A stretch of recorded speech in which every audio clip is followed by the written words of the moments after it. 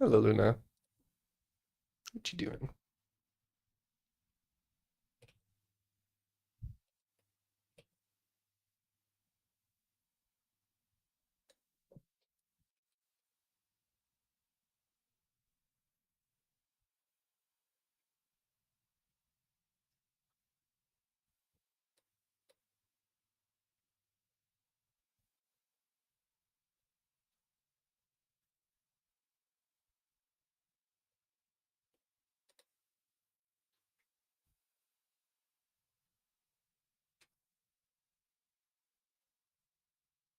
I think it's working.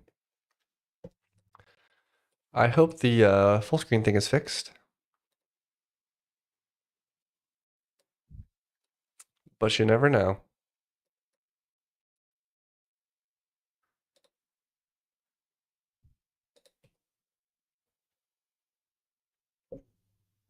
Thank you, Nellis. Appreciate it, buddy. Or sorry, I thought your second L was an I, but it's just another L. But I appreciate it. Thank you. I do think the full screen thing is fixed, but let me know if it's not.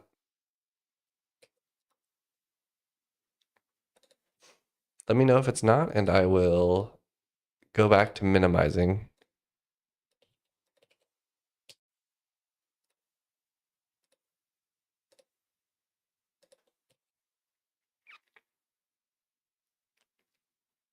And how L looks like I with the opposite casing? Yeah. Oh, this is already running.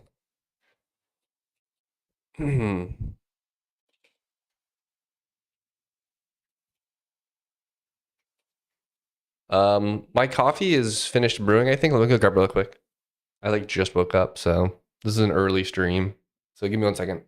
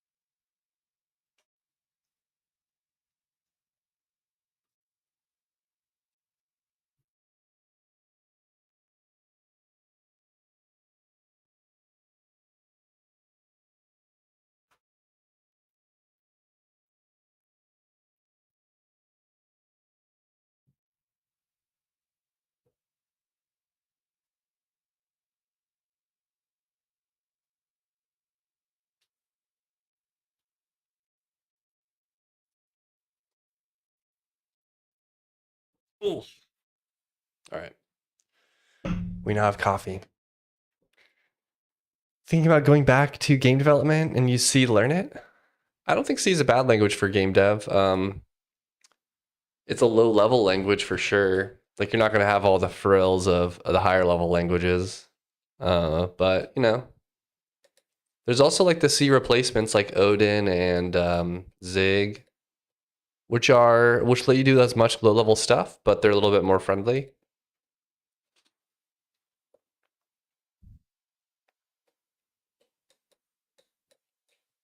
So you can try one of those. I don't know what I'm doing. I'm just running around killing crabs or something.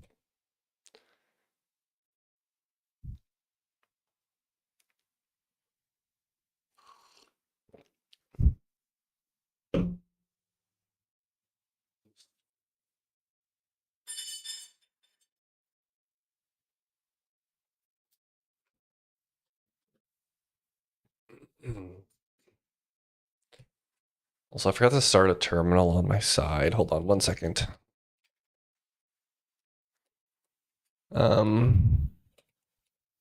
Git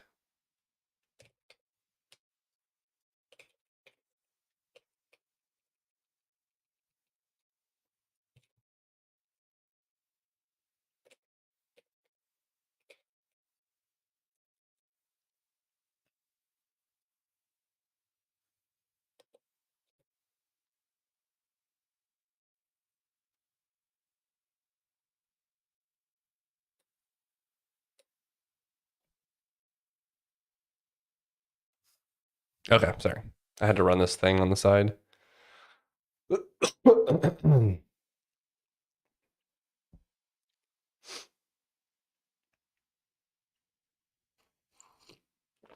Oh, it's crazy how your taste buds change. And like when I was younger, coffee was super gross, and then you just start like it just tastes so good in the morning. I don't know what it is. Also, I don't smoke cigars very often. Oh, look, I got all the ingredients for glow bread. That's kind of funny. I don't smoke cigars very often, but sometimes I will. And every time the next morning, your mouth tastes disgusting from it, which is why I usually don't do it. But um, coffee in that morning tastes super good. I don't know why. Tastes like extra sweet, I think, because your mouth just tastes like crap. My problem with Zig is that there's no 1.0 yet. Your code. Oh, yeah. I guess I haven't used Zig that much, so I'm not really familiar with their dev cycle. But yeah, I think you're right. That would be pretty annoying. Odin seems a little bit more stable. It's also very minimalist, you know, and does like pretty much the same thing, you know? Yeah.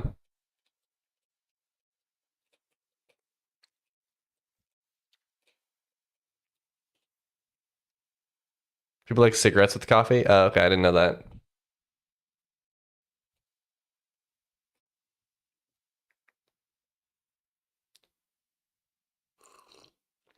Oh, okay.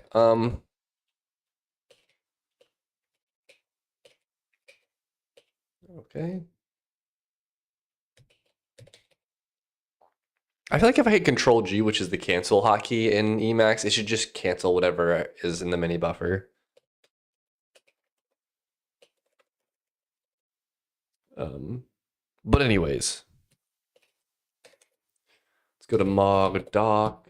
I want to go to my list. I just restarted my computer, so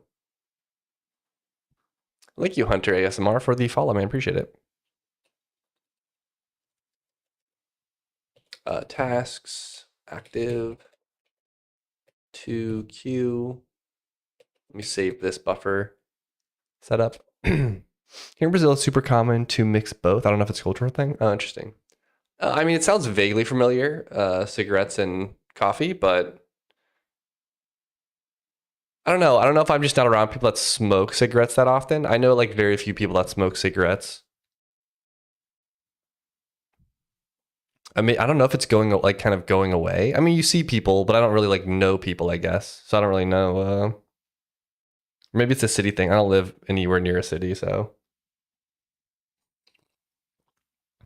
I don't know.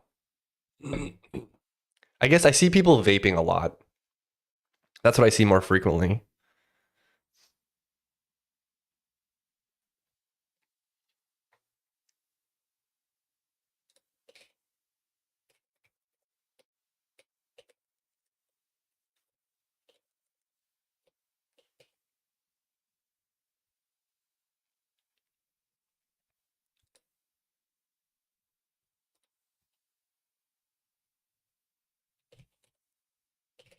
Okay, let me show you guys what I'm working on. I'm working on reworking the sphere system. Before, you basically had to kill monsters, which gave you XP, which made the sphere more unstable. And then when it gets to 0, you spawn the boss fight. But I changed it now, like, now there's going to be phases. So, like, this is the first phase is just kill a certain number of monsters for a certain amount of XP. And the second phase is like a Blood Moon phase where everything gains. I don't display it very well, but they all gain a critical chance. And I might give them, like, extra damage. But I'm going to basically make all the monsters enraged, you know?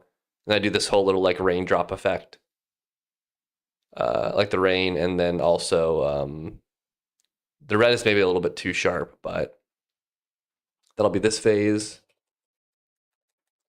The other phase I made was there's these I called them like sphere anchors, but they're like little rifts. I might call them rifts, but they're basically these little portal things that spawn a ton of monsters, and your goal is basically to destroy those across the map. So there's a bunch of them these blue things that the players will have to go destroy. And sorry, I'm just teleporting around to show them.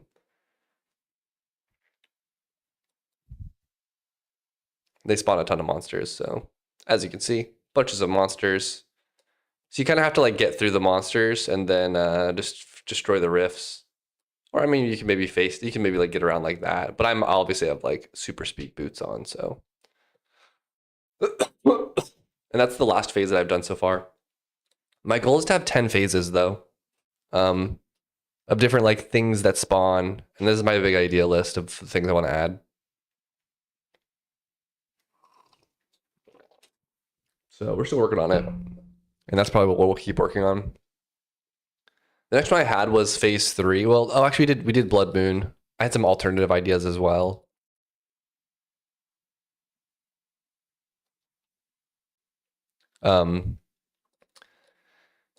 This one I don't know. This one just is like more bosses, which could also be interesting.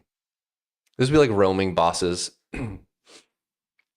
that spawn and are super tanky. Also like a supply chain idea. What is this one? This one I don't think I can really do.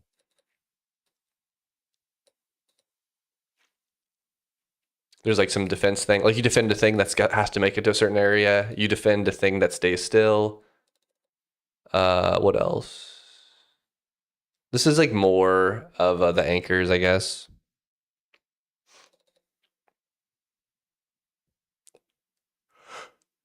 But yeah, I could do also stuff like this where I make it so that HP and MP regen are disabled until the next phase.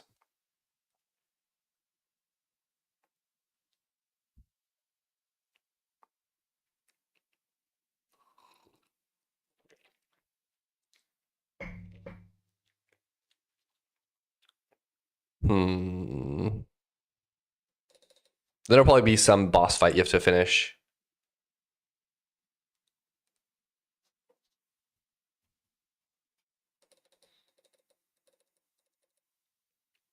I guess let's do this one. Let's go ahead and just make, maybe we'll make 4 different, 4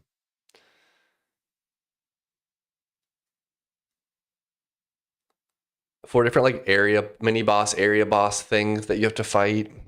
I think I'm just going to take the art from,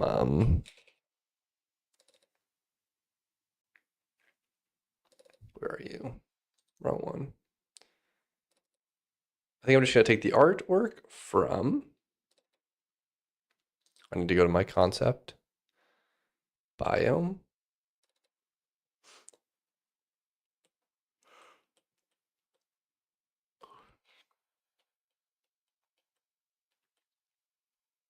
I think I'm gonna take the artwork from something like this.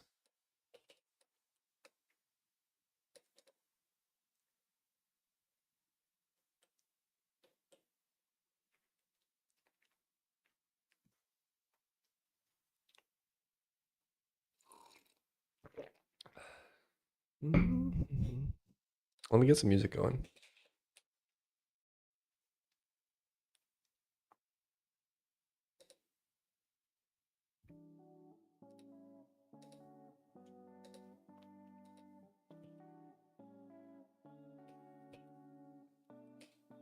Bum, bum, bum, bum, bum, bum, bum, bum.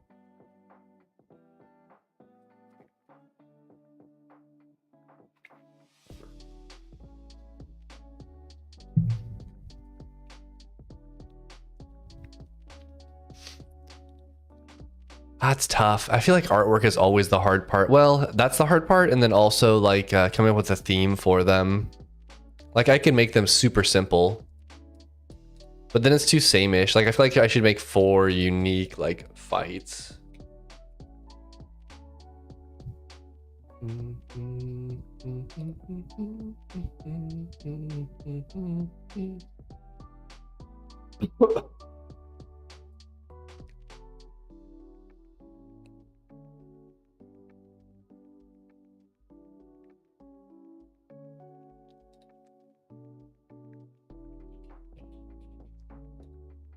Or I could call them like Titans or something, and then they make them like larger versions of other things. Actually, this would be a cool reason to use this guy.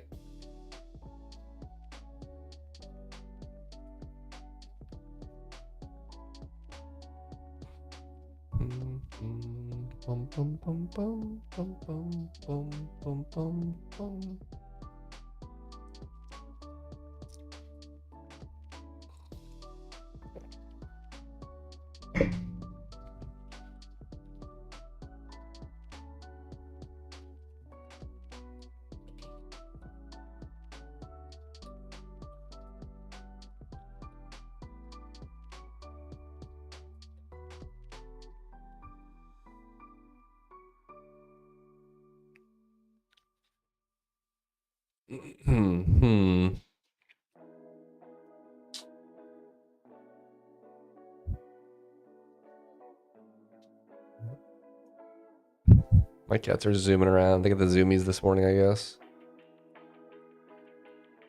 All right, we'll do these two. This one will probably have to be redrawn. I need to make him like look a little bit unique, I think. But for designing the fight, we don't really need to. They don't need to be perfect. They just need to be like close approximations. I could also use this one. Originally, I was gonna make this a regular mob, but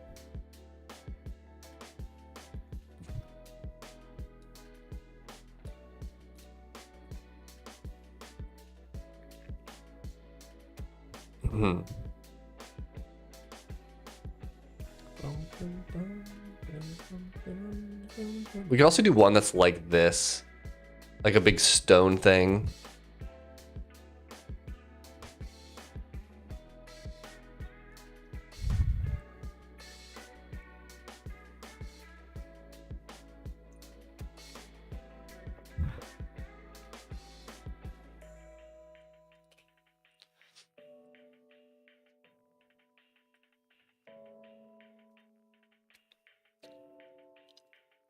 Or we could make them all floating and just take like heads off of things.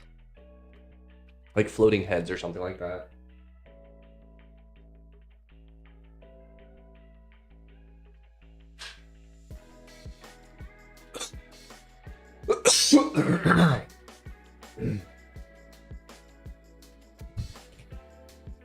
Anyways, let's go ahead and set up the infrastructure for this. Because we need to define a phase.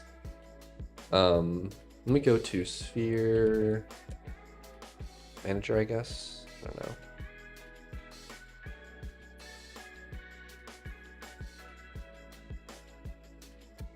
I'm gonna go ahead and do make a file called events. Oops, package sphere. Oh, is it flickering again? Dang it. I was trying to fix it.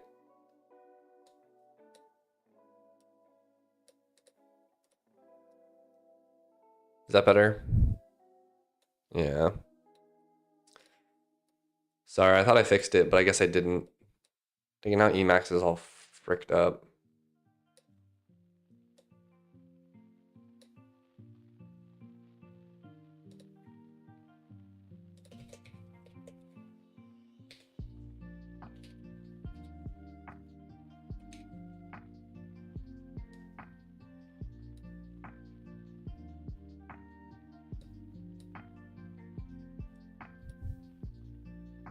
There we go. Sorry, I have a compositor bug, I think, and it causes the oh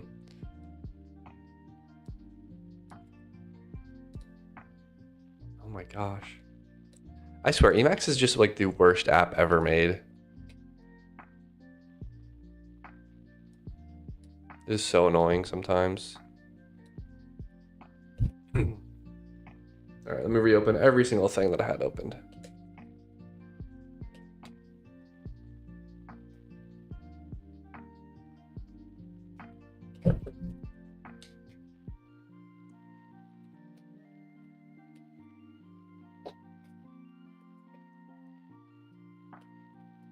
Okay. All right, we're back there now.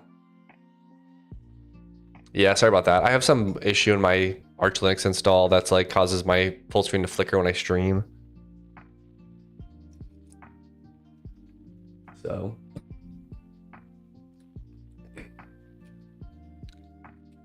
but I tried testing it this morning and it didn't flicker at first, so I assumed it was working now, but I guess it's not. Anyways.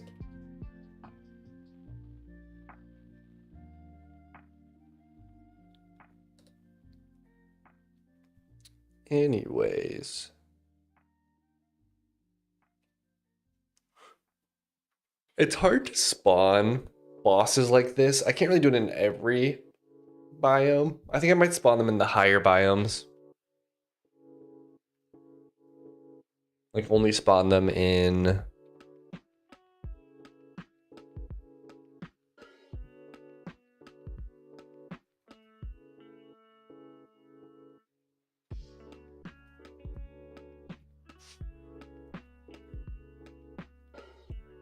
I think that's reasonable. Just spawn them in like the tier 3 and above or something like that. Or if I want to make it fully customizable, I could do where I spawn them, where I decide which one to spawn per biome, like on a per biome basis. That's option 2. But regardless.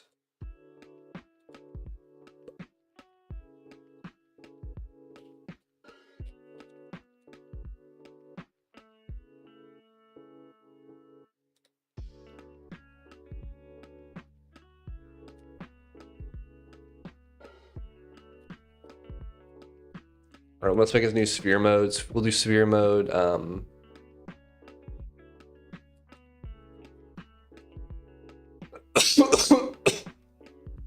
of want these to be large. I'm just gonna call it Titans for now. I'm not really sure though. It'll be most like this one.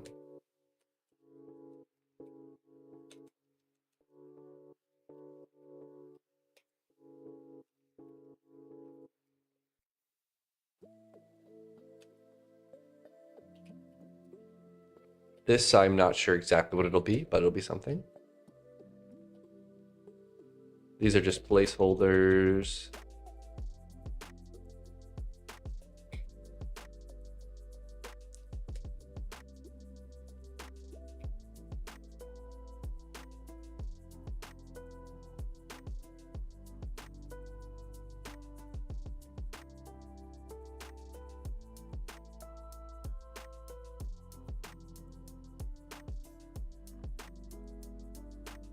All right, let's see here.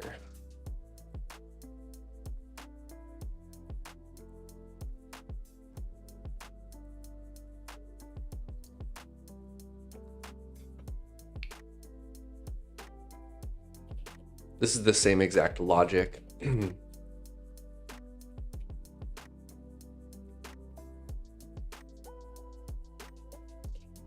might just do this.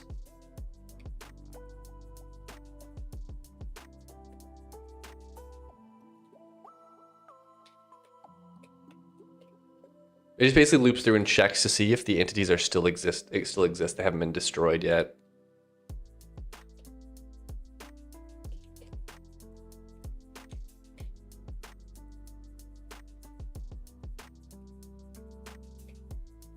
This one has a similar but separate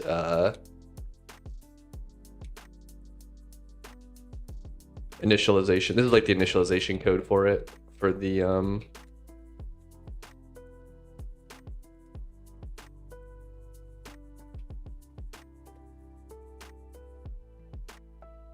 well, to do that, and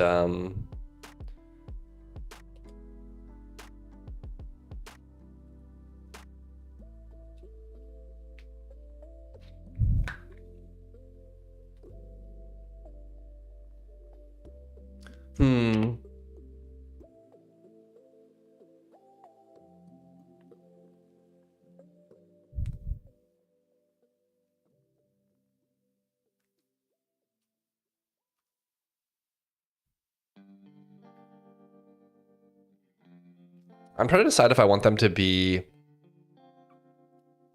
like they just walk around, like they just wander and they can go anywhere they want, or if I want them to be like a little region locked.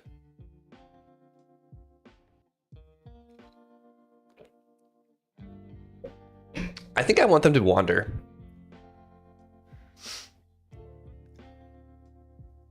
I kind of want them to wander, and I want them all to float, to be honest.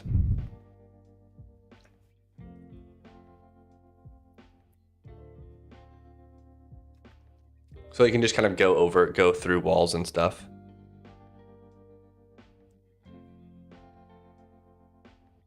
So then the fight's like always moving. I feel like that's kind of interesting.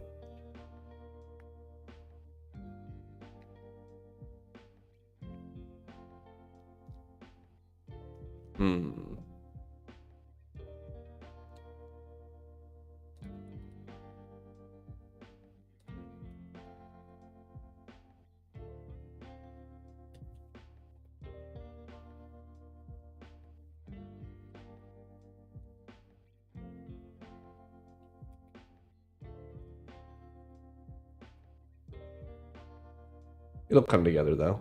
One thing I'm a little worried about, or no, every phase has its own set of data, doesn't it?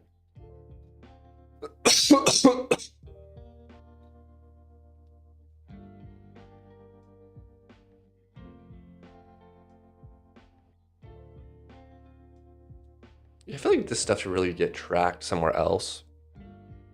You want to float? What's up, Reinhardt? How's it going?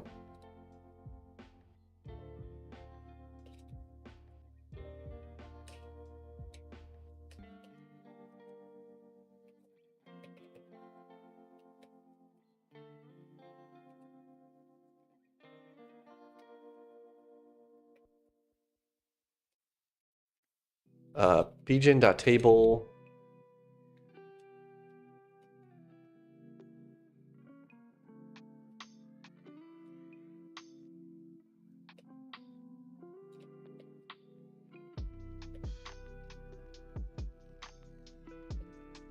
I'm gonna make this multi-line because it's a little bit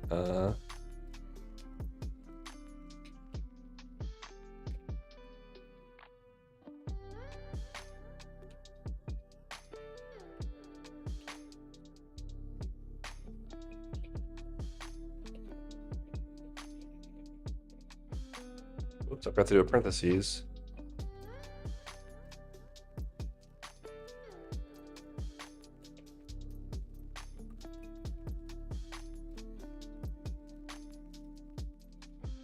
Okay, so we'll pick a random one from this table. The problem is I don't want to have multiple of the same. I want to have multiple, I want to have different ones. I think I have a function for that. Let me look. I think I have like select unique. Yeah, get unique 3. Okay, let's do that then.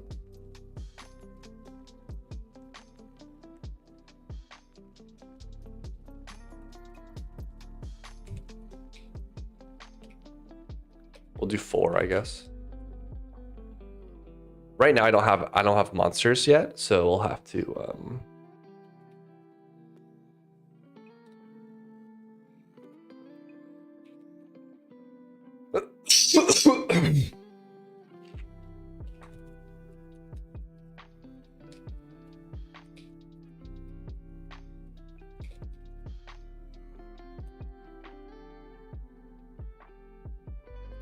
this thing always, I'm pretty sure this always gives me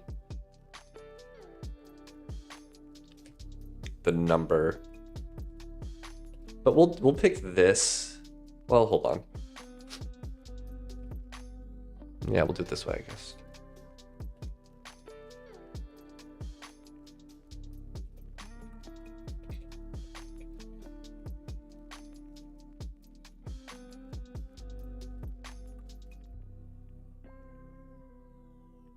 The only thing is this needs to be larger than or equal to this one.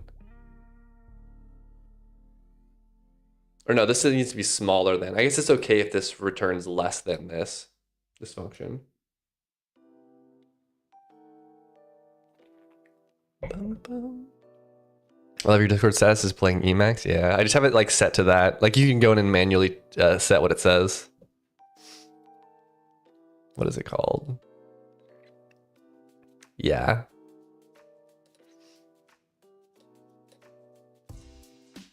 Bum, bum, bum, bum, bum, bum, bum. Let's go ahead and make this the second one so we can just have it happen.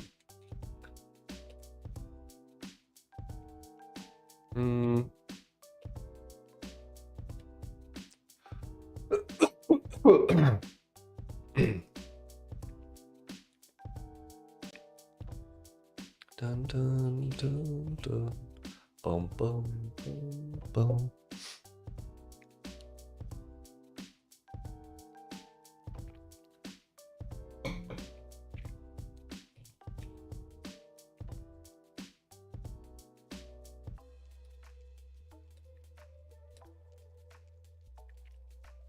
All right, we'll do one. I do like the idea of them floating, but I don't really know how to.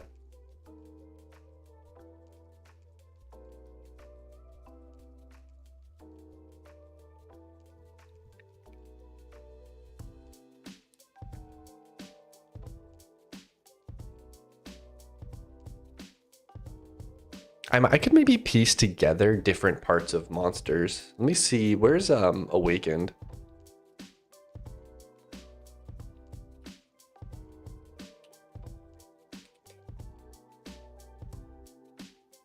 It doesn't float. Where's like the Wraith? What's it called?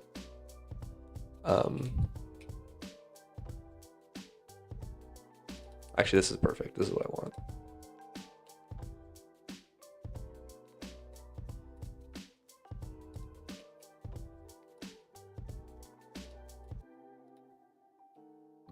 Let's just make sure the triggering works.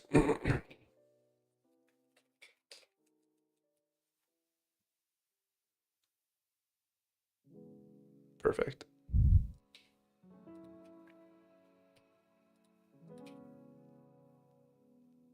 All right, we need to do, I need to add a to-do here.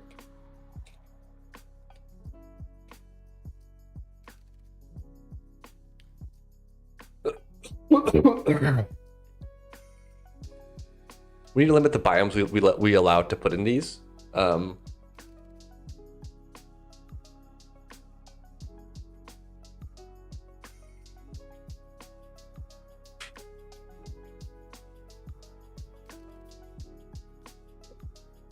I just had the idea of I could also reuse, what's it called?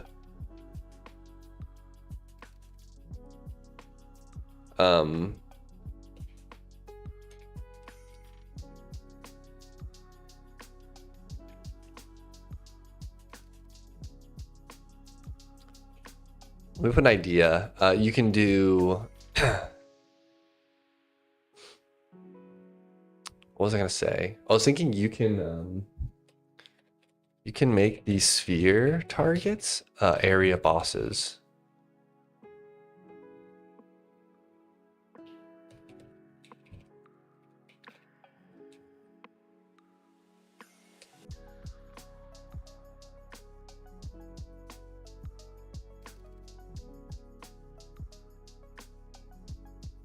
That's maybe interesting. Man,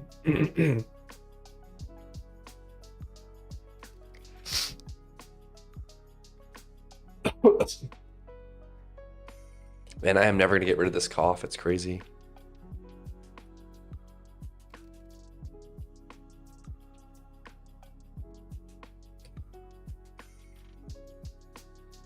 I do like this idea though, but we'll do the Titans first. We're gonna have to do some art mashups here.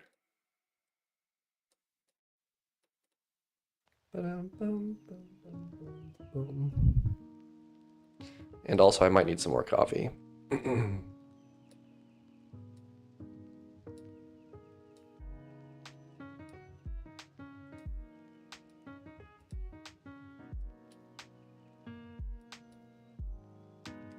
Not exactly what I wanted, but okay.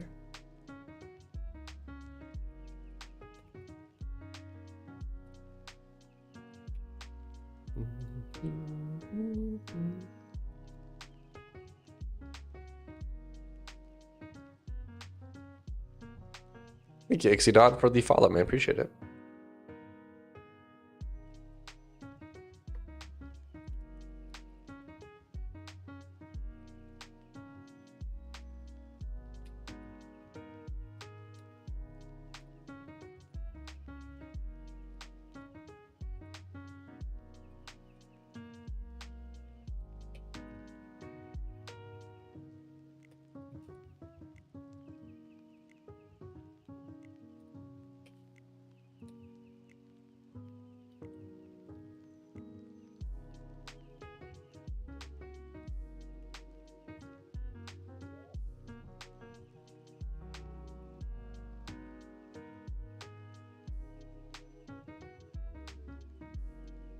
Actually, it looks decent. If I blend it, obviously.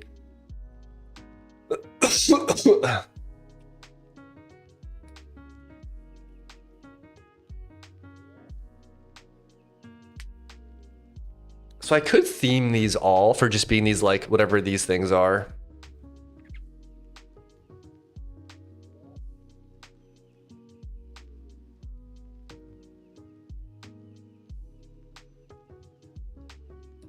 I don't want to overthink it. Let's just go ahead and go.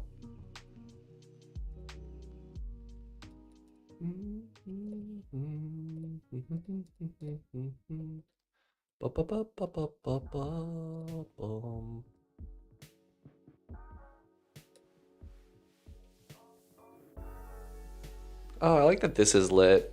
I don't like how dark this is though.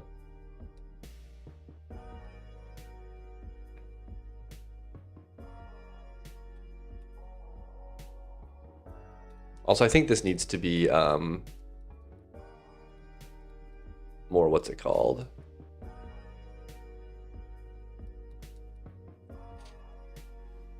What's up, Synapse? Still going strong with development of the game? Yep.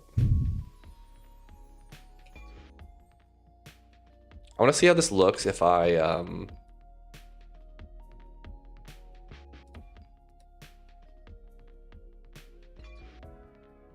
what would this be? This would be this.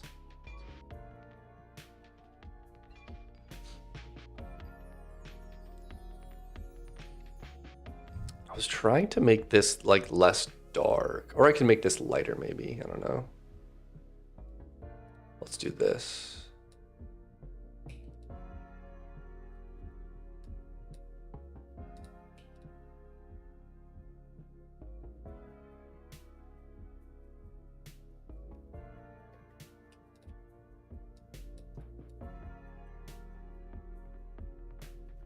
I feel like this needs to go up just a hair.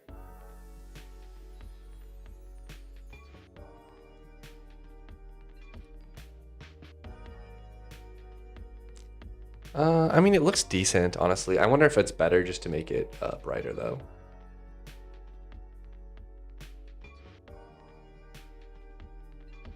It's either that or we keep the dark version and we add some like red highlight to it. Oops, that's a little bit too red.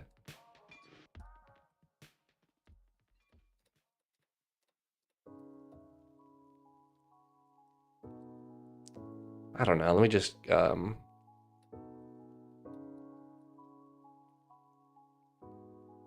this is not turning out. This shading is not turning out how I thought it would.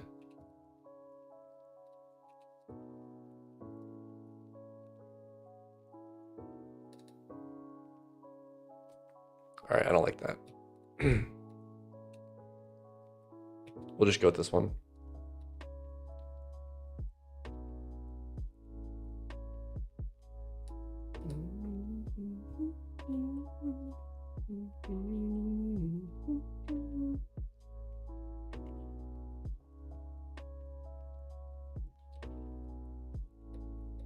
Oops. All right, we got 2 of these, and then trying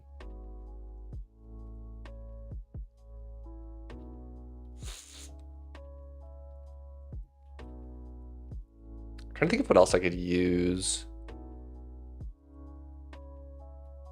I could maybe do like a little faceplate one like this.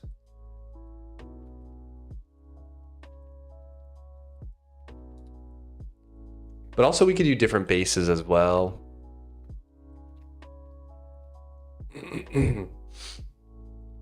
Let me go get another cup of coffee. I'll be right back.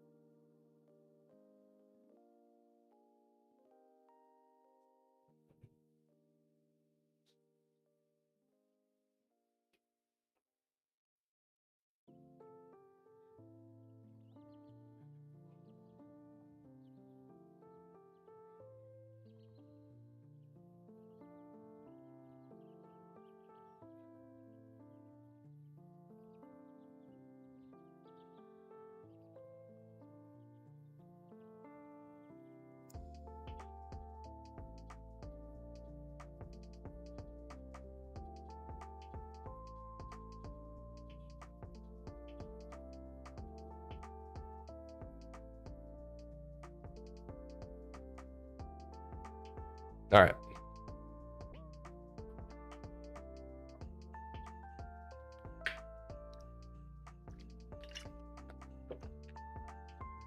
Okay, so I did have an idea. I might use these for a later phase for something else. Because I think what I might do for I might do Titans as a different phase. Originally I was playing, it was supposed to be like a Lieutenant's phase, and I had the idea when I was going to the bathroom that I could do like special elite monsters that have like a bunch of regular monsters around them. So I could do like an elite orc type monster. And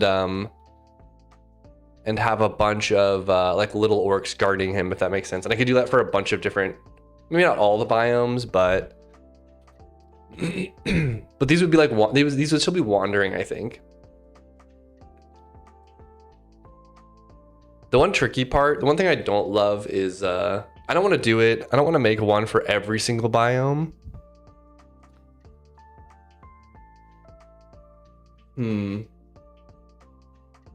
Sorry, there's just a lot of thoughts in my head. Like, it could be that this phase introduces them and then they start spawning normally. Or maybe I spawn a bunch of them and you have to defeat a certain number or something like that. Do you load the whole texture atlas into memory on game start? Yeah. Yeah, I have one big like packed sprite sheet. Oops.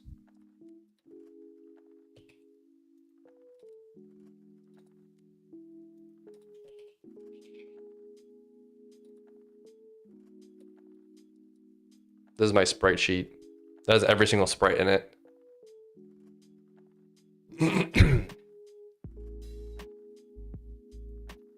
Even like the background and stuff like that.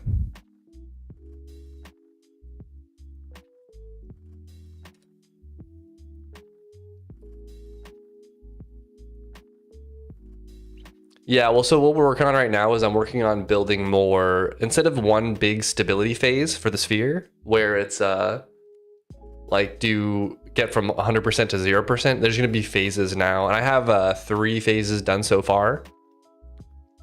I'm trying to shoot for like 10 phases to close the sphere. And so it's less based off how many things you kill and more about accomplishing objectives inside the sphere. Oh yeah, this is just like my, this is just for me to like design art. Oh, sorry. Of course it is. How's that? Yeah, this is my sprite sheet. It even has like the background. Yeah, this has all the art. And I just showed a simple little sprite packing algorithm. But like most of the stuff is really, really small, right? Like you've got like tiles, which pack into a 16 by 16. So they take up basically no space. And you have a few big images, which take up a ton of space, right? So these are like lights. This is a vignette. This is a light. This is the background for the tutorial dungeon. This is I don't know what this is. Maybe this is for the water shader. But yeah. Yeah, that's that.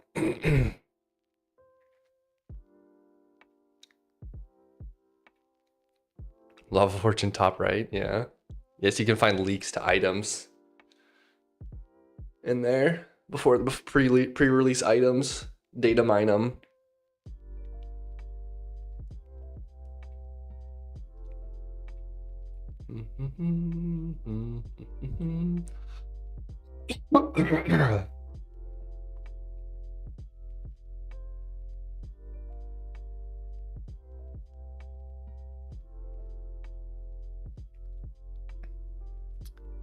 I'm just not sure. I'm not sure if I want to make them biome specific.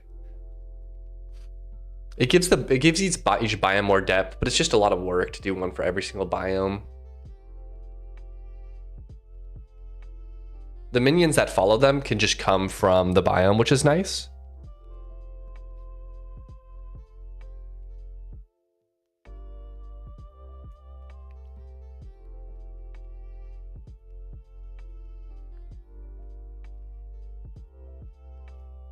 Hmm.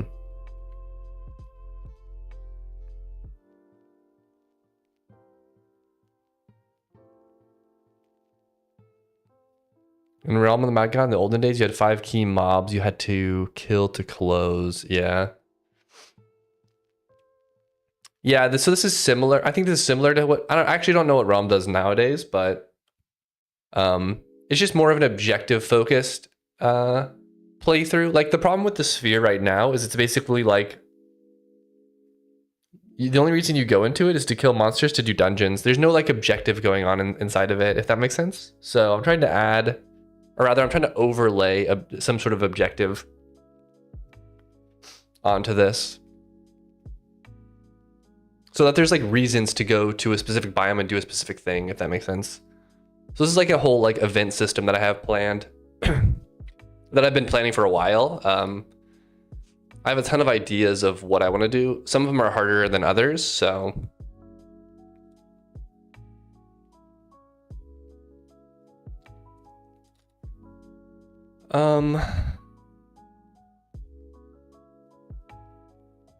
You know what I'm gonna do? I'm gonna go ahead and do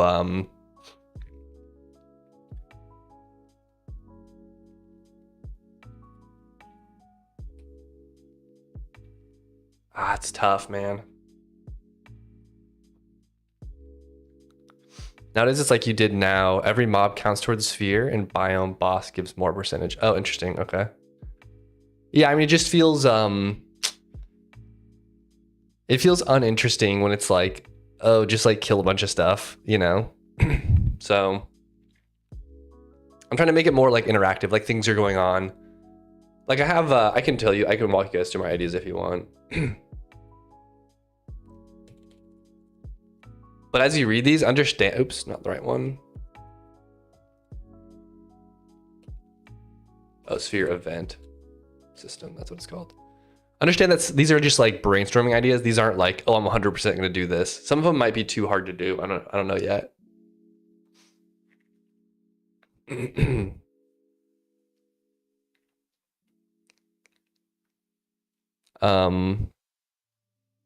Obviously we have the XP stuff already coded. That's like the normal one. That's like the base phase. So the very first phase is probably going to be like do 1/10 of what you used to have to do just in killing regular mobs.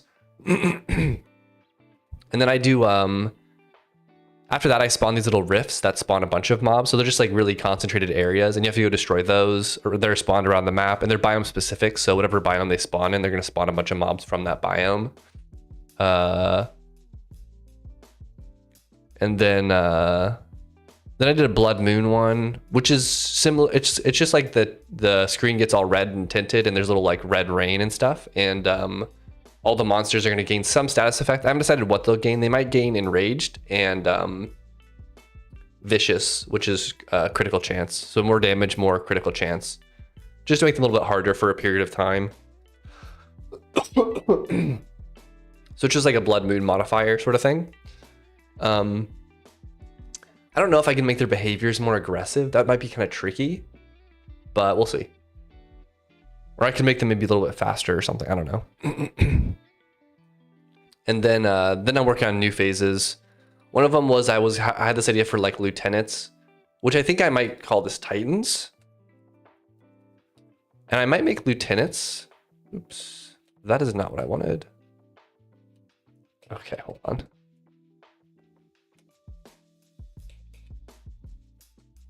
I might just do biome specific elites, which biome specific elites, which have a posse. I don't know if that's spelled right, of biome specific helper protector mobs.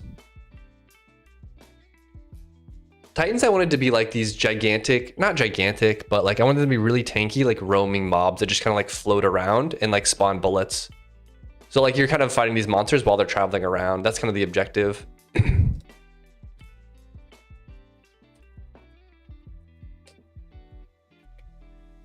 I might have to limit their wandering to certain, like, so they don't go to like tier 0 areas. Or maybe it doesn't matter. I don't know. Then I had a supply chain idea where I don't like, I'm trying to come up with like thematic ideas for this and how it relates to stability, but I was going to spawn these little caravan things around the edges of the map and have them like all try to go to the center or something like that. And, oh, sorry, this is destroying them. So there's going to be these things that spawn on the edges and they run into the middle and, or they like float into the middle. And, I think passe is with one E. But there's gonna be these little things that like float in and you basically have to destroy them before they reach the center. Otherwise, I think it'll repair stability or something like that. I'm not sure really what the penalty is gonna be. But this one, I don't know if I could do. I was thinking of doing like some sort of like corruption or rot zone or something like that. And you have to destroy them before it spreads too far.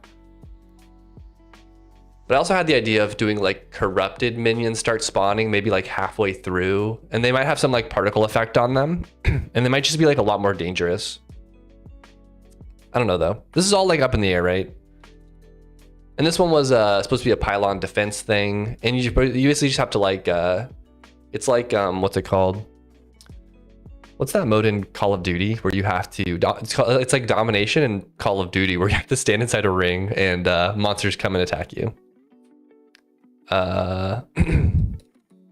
This is similar to the other one. This is just like rifts that spawn, and they this would spawn like more advanced mutated mobs though, with like the corruption thing I was talking about.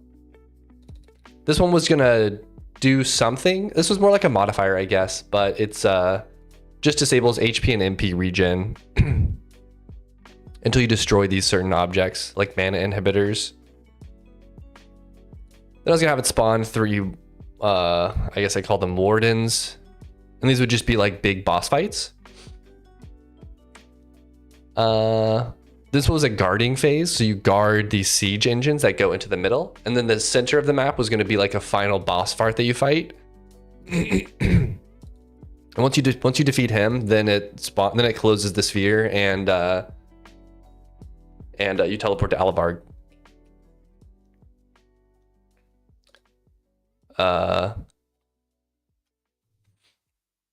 This was just unrelated ideas, I guess. These were just like random little things that could also be happening.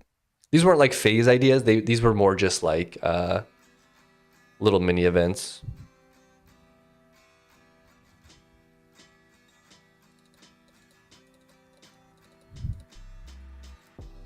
Okay, yeah. So obviously it's a lot of work. And it's not going to happen in one patch probably, but yeah, Alavark's stepping up his game big time. I like you too much, Tomato, for the raid, man. Appreciate it. Hope you had a good stream. But I think instead of doing the... yeah, thank you, man. Appreciate it. Welcome. It's going good. How was your stream? Oh. I was just walking through the stuff I've been planning on working on for the next patch, so...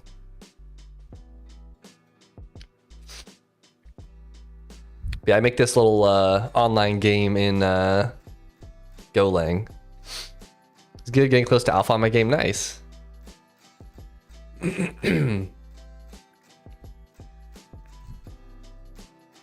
Congrats. It's a big step.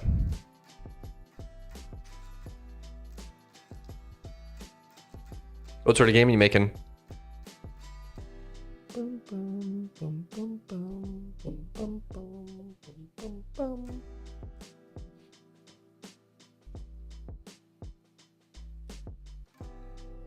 Outer Wilds inspired exploration game. Oh, cool. That's fun. I've never played Outer Wilds, but I've heard good things. So it's been hard to get all the narratives and worlds gray boxed out. I see what you're saying, yeah.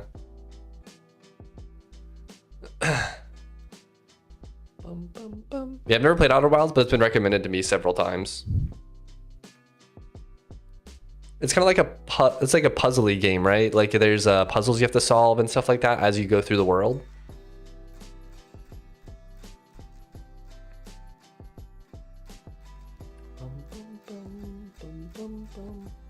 I guess this one's kind of there. What I want to do though, instead of doing the Titans one first, I want to make a different one. And I'm going to make it, I don't know what to call it. I'm just going to call it set piece. This is set pieces.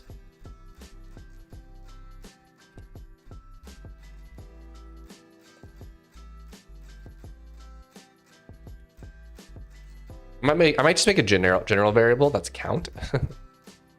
I wish Go had enumerations so badly. I don't know, we'll do 10 or something. It's like broader aha moment puzzles rather than moment to moment puzzles. Gotta run though, good luck. Yeah, appreciate it, man. Yeah, good luck with your game as well. Good luck with your alpha release.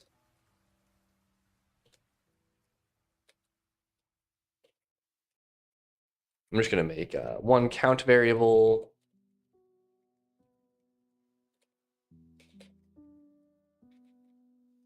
Title.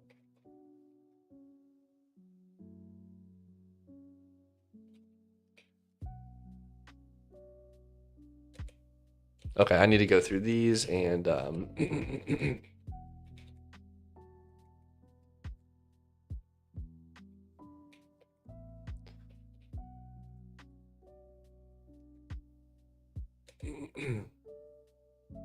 let's see, this one.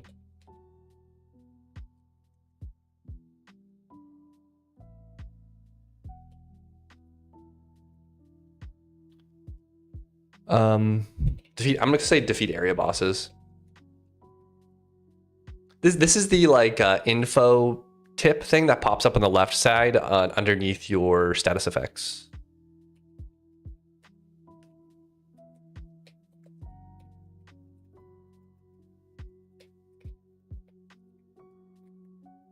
This one actually does the same thing, I think. In terms of the close condition, all it needs to do is make sure all the remaining entities are defeated.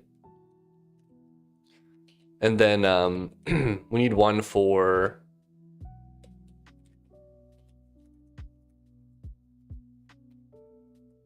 So here we'll have to do, what's it called?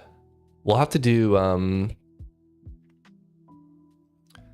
we need to find random set piece monsters and just track their aliveness, which is essentially just adding them to the remaining entities list. Let me get my coffee. I'll be right back.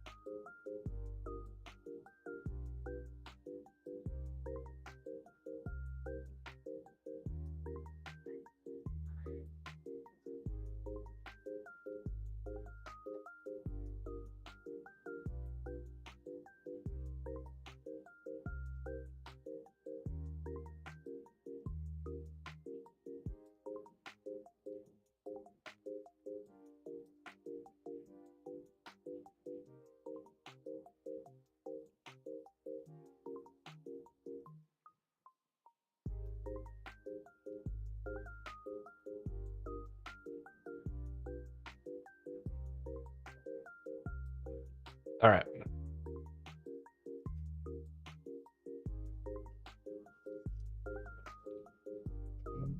All right, so we'll do this. We'll do one is going to be collect all things that are bosses. They have like a boss tag. Shuffle the list, I guess. And then take the first and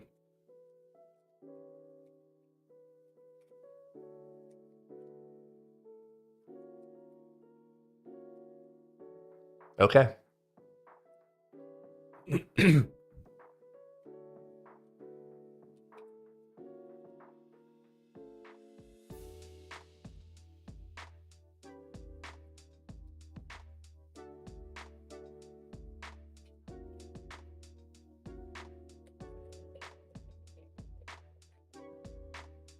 right, let's code that part up then. Well, hold on.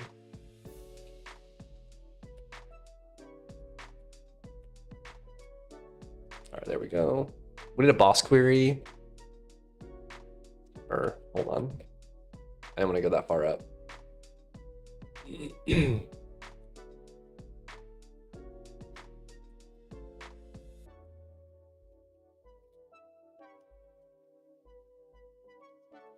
Map ID, ECS, oops, func.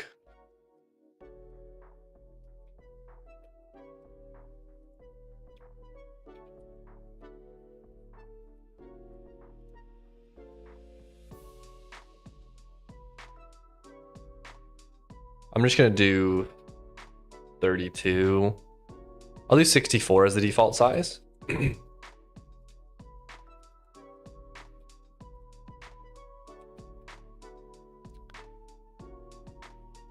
So that basically will just append every single one.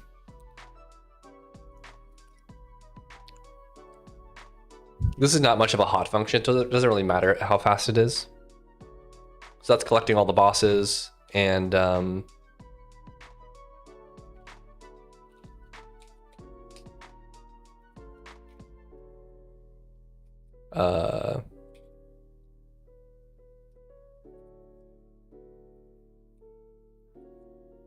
Roger's super stupid thunderstorm finally hit me last night. That sucks. Yeah, it's crazy. I saw on like YouTube, there's like some news video or something about some like crazy storm that's hitting the north, like Canada area at the time. So I guess it's making its way down.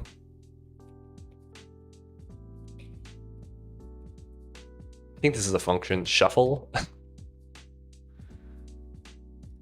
Golang shuffle slices. Oh, rand.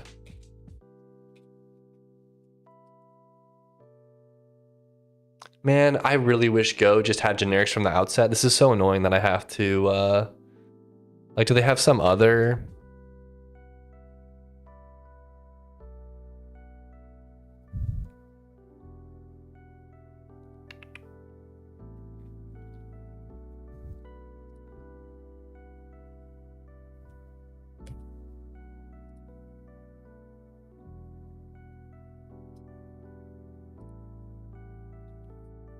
My usual drive to work is 20-30 minutes, but now it's 40 minutes. Oh my gosh. Because there's just so much snow?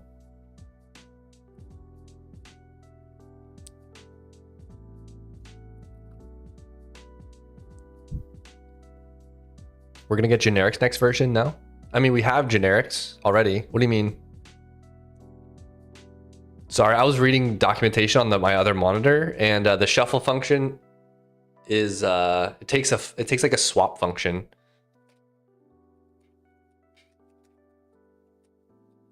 So I have to do like this basically.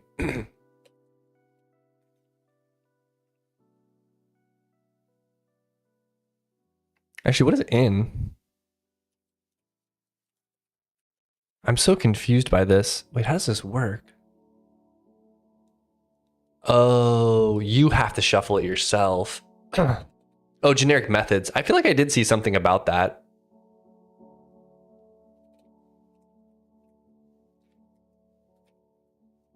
I guess this shuffles it.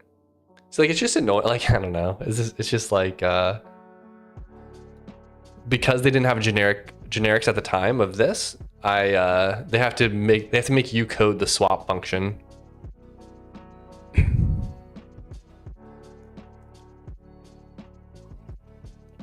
But I guess we'll survive.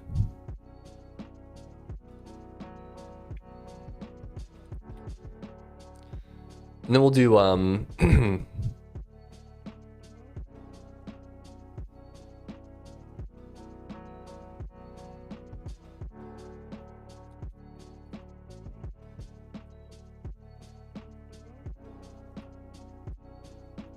We'll append bosses, p.count.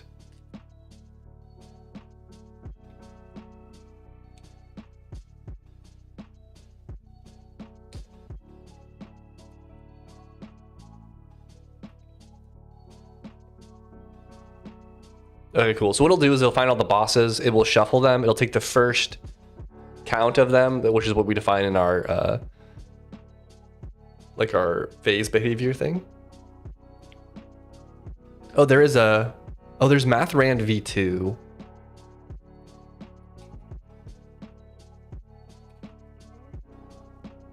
Wonder if this has shuffle. No, this takes the swap function too. Okay, never mind. So it doesn't matter. So you have to shuffle this that way anyways.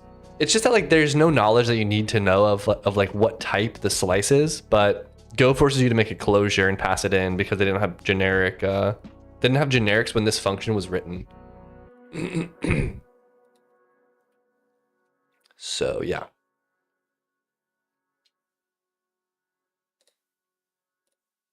All right, let's go test this next. Let's test this, see how it works.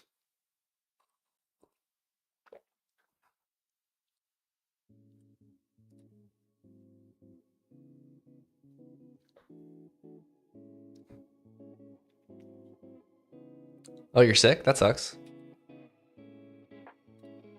Sick of working or?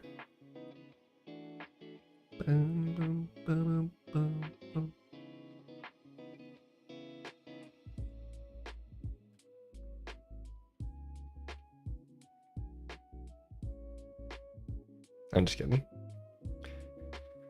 Hope you feel better.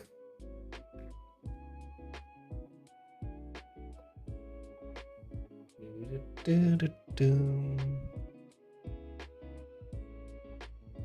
think this is a reasonable phase though, because I feel like it's a simple phase, but it's at least it's something different. Because the problem is I don't want to have the same phases every single time the sphere is opened. I want it to be like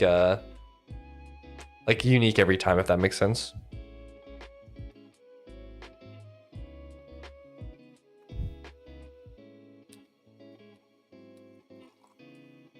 Sorry.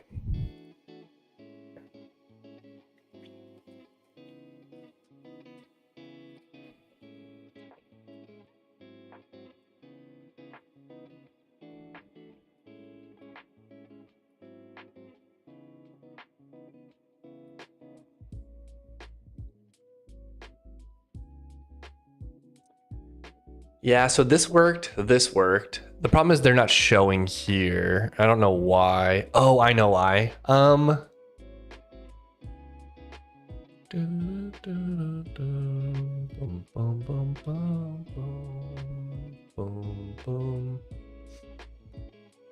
problem is they're not networked. They're like some things I can add.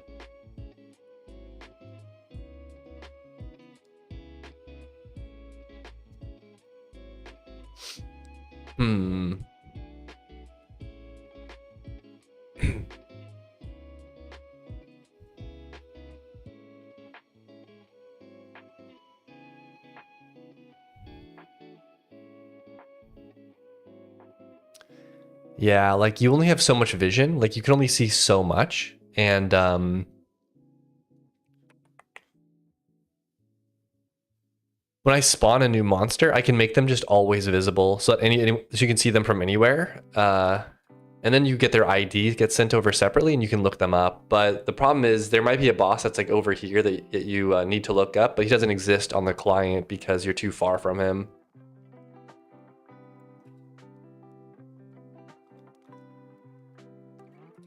A little bit tricky of how to do this.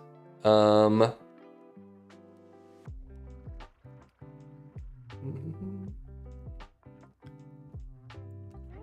guess I could just mark those ones as always visible. The problem though that's gonna happen then is their boss bar is gonna show up. Or no, I think I maybe fixed that.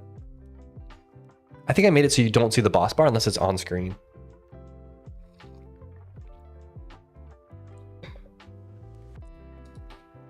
Yeah, we can just add the component that they need. So we'll also add, I don't know,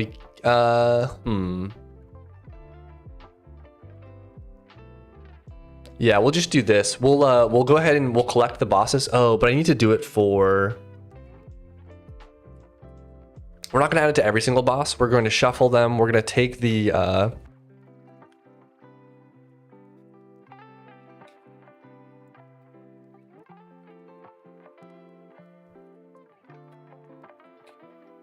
wait, actually, I don't need to do that. Why did I write the append function?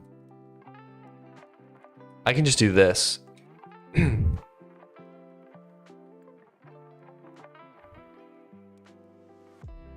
Okay, then we need to loop through boss ID.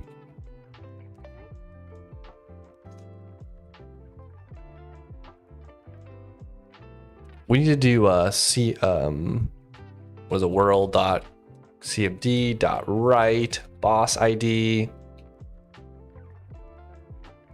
I must have like game dot world.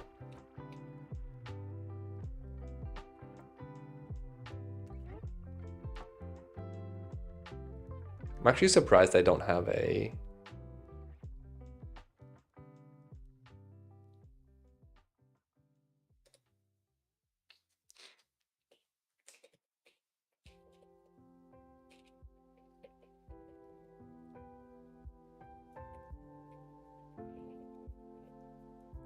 Let me go ahead and fix this.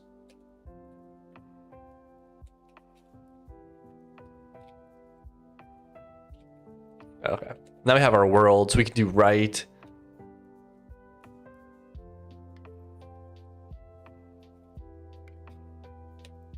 I think it's called scomp.always visible.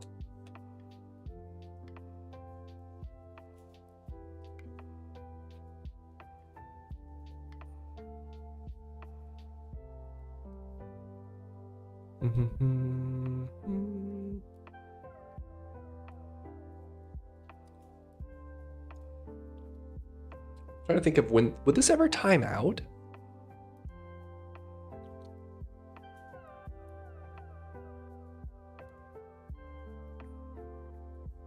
No, I don't think so. I think it's mostly for like set pieces and stuff like that. This is just a yeah, so we'll make each of these always visible so everyone can see them. And yeah. It's a little bit of a bandwidth waste, but I don't really have a I mean, the alternative is I don't share the whole entity and I just share the position. But all I really gain is a little bit of saved bandwidth for like 10 entities, which isn't a ton.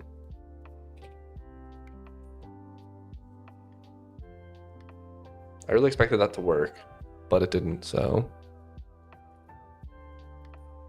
Let's go ahead and see this. I mean, this should work. Right, boss ID, insert always visible.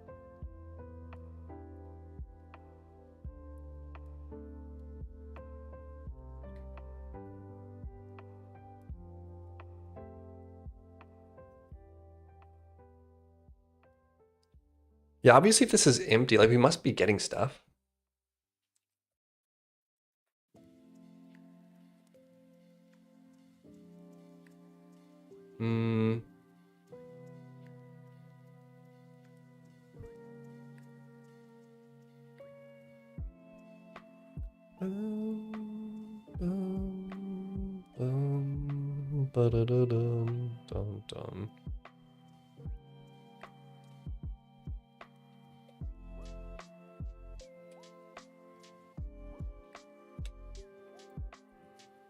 Hold on, I need my logs.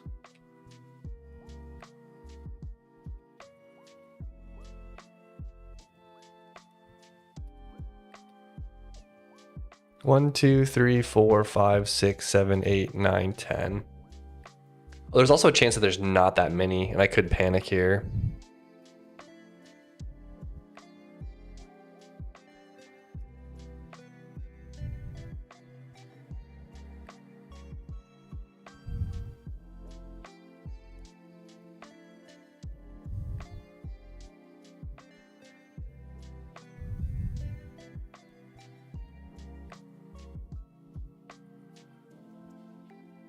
Oh, sorry, it's full screen. Let's see here. Why wouldn't they be showing? They get marked as always visible.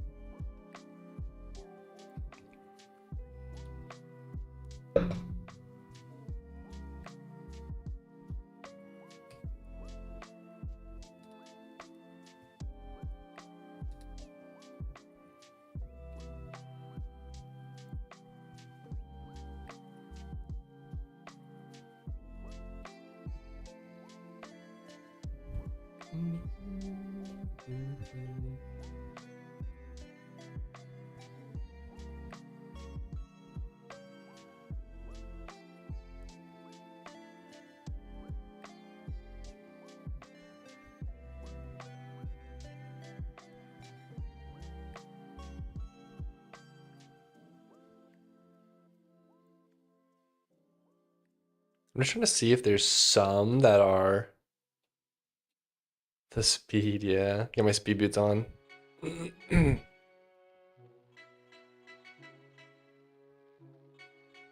mean, surely I would get close enough to 1. It could just be getting covered by this, though, unfortunately.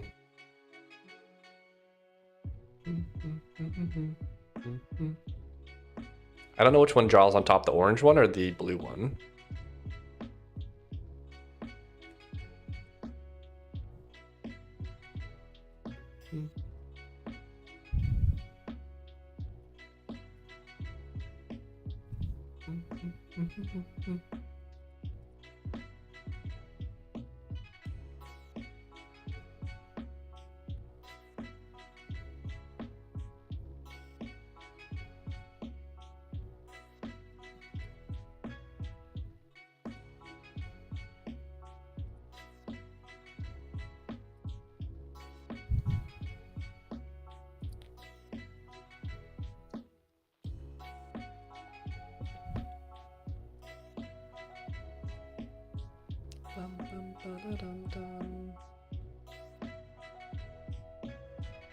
Yeah, I feel like there's something going wrong here.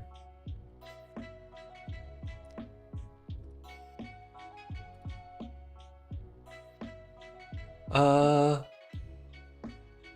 I wonder if, hold on.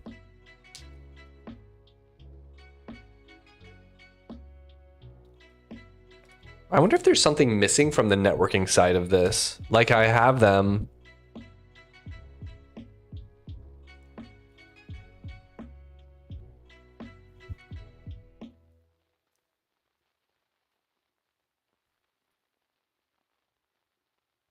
Oh, I wonder if I network, hold on. I might have done a special component. Hold on a second. Yeah, I don't think I send the list of IDs over. I think I added a tag component to every single entity. Yeah, that's what I did. That's totally what I did. Events. I have a special component. Sphere, phase, objective. Yeah. So we just need to add this to this as well.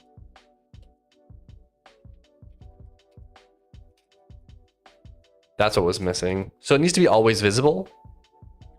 Always visible so that everyone can see it. And then it needs to be marked as an objective so it can show up on the mini map.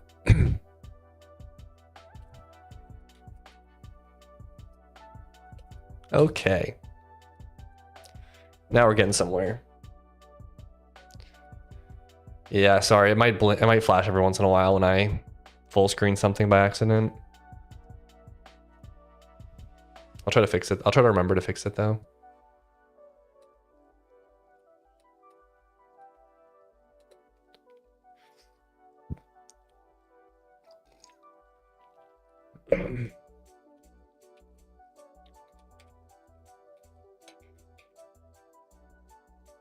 Perfect.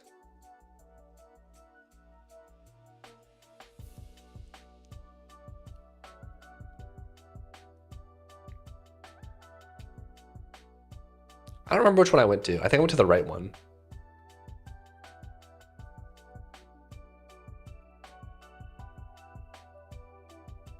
It's funny how they're all like low ones, surprisingly. All right, let's make sure that they get destroyed. Like when we destroy this one.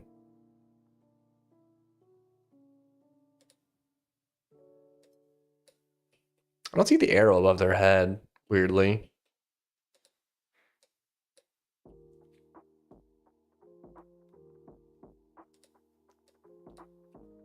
Okay, cool. They look like they're getting checked off at least. So that's good.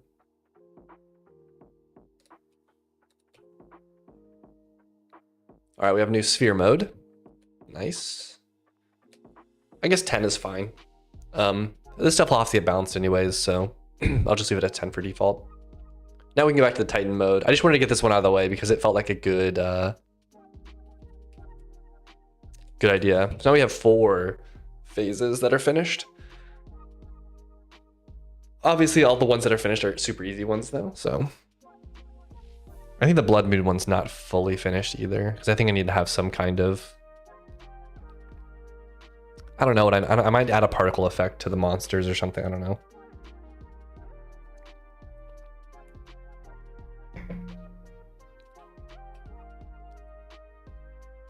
Boom, boom, boom, boom, boom.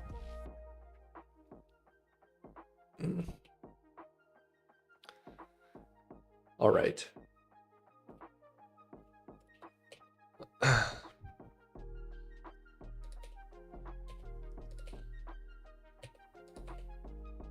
I do not know what this change was. Oh, this was a tile fixing thing.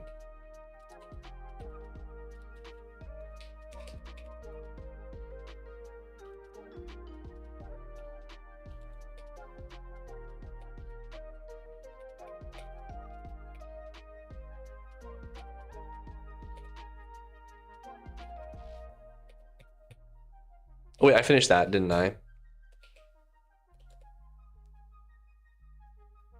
Oh, I might make them a little stronger. All right, we'll leave that as uncompleted.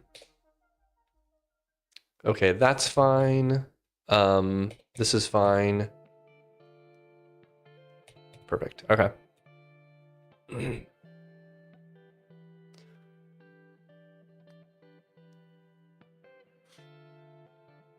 Well, hold on. There was one wording convention that I did. I think it's on. I don't know where it is. Hold on. There we go. Titans, you must defeat mine.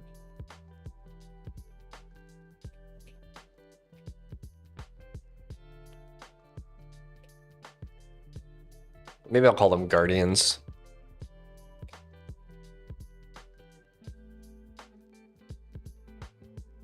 I don't know what it is, but I feel like I've been making more typos than I usually make. Like I'm hitting keys out of order.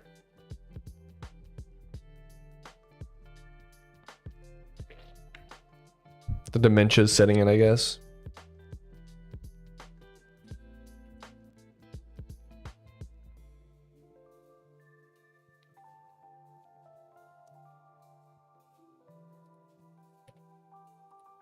Okay. Add, what's it called? Area boss. All right, we added the defeat area boss phase. I guess we can do the Titans. I don't know if Titans is the right word though. Or let's read what our list is. Sphere event system. Let me do this really quick. Cause it's just it's too many. I hate having to flip back and forth here.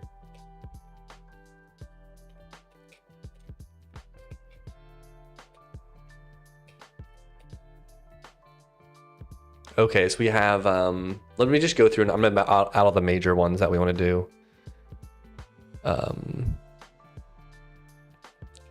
Normal, get a certain, Amount of XP. Blood Moon. We have anchors, we have titans, we have area bosses, we have hunter killers.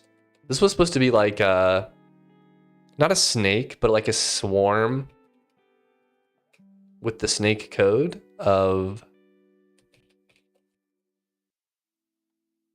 like crystals or something like that, roaming crystals or something like that. This one's not a high priority though, because I think it's kind of hard to add. Titans, lieutenants.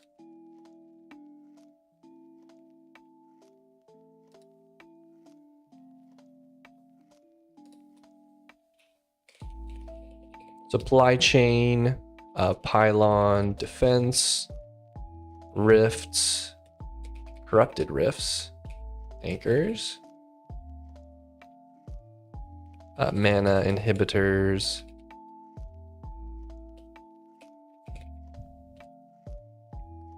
Wardens. Siege engine. Okay. Done. I'm gonna put this one up here.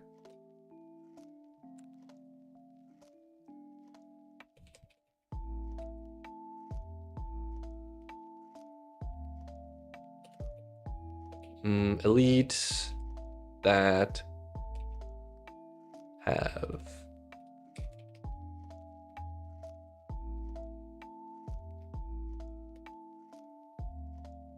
destroy these before they reach the metal.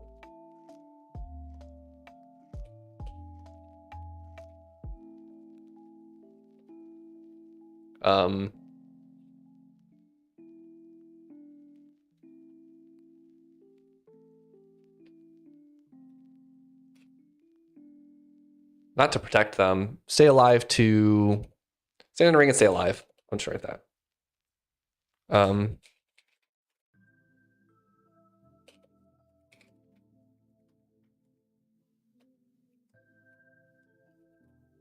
This is more like a mode, mana and regen.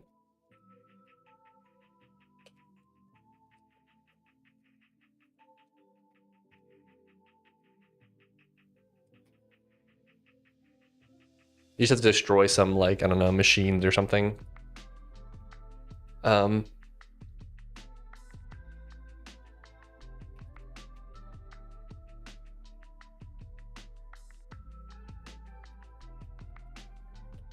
gonna go ahead and do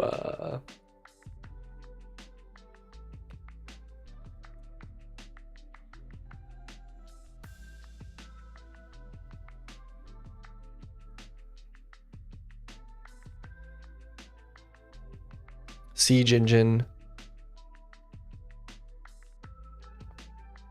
This is protect these.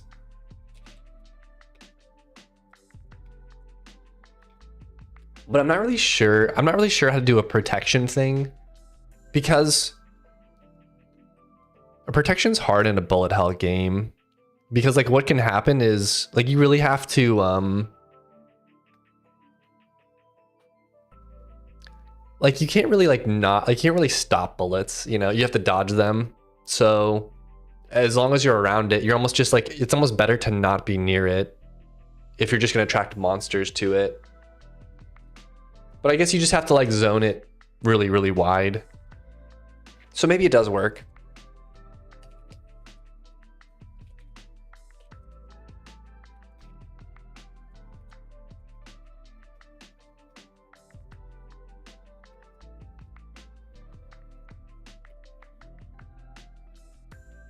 I don't know. This is a tricky one though. I'm not really sure exactly how it's gonna work. Thank you, Hister, for the follow. Appreciate it, man. Pre-final, pre-closure, boss fight. Okay, we'll leave that one open. Let's do the either we do Titans or Lieutenants. I'm not really sure.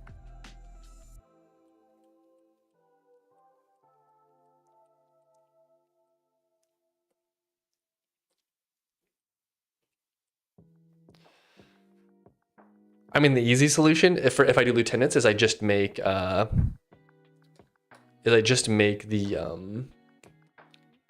make something like this, like 2x the size, and then just have it spawn a bunch of mobs. Maybe like recolor them a little bit, but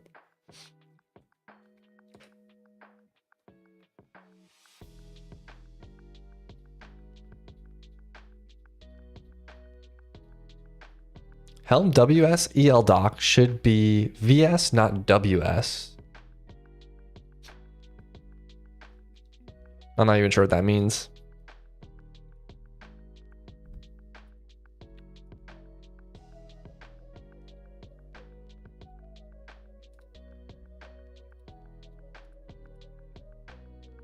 White space mode. Wait, what's the difference?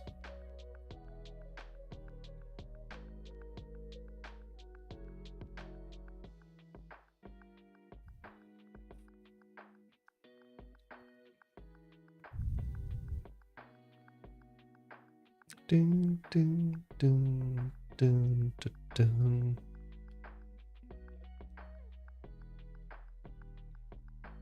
Something versus something.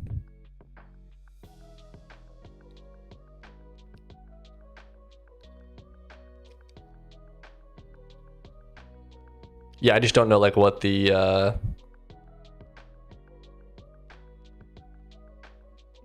like I'm not sure what the practical difference is, I guess. The other one says it says white space mode. WS white space mode.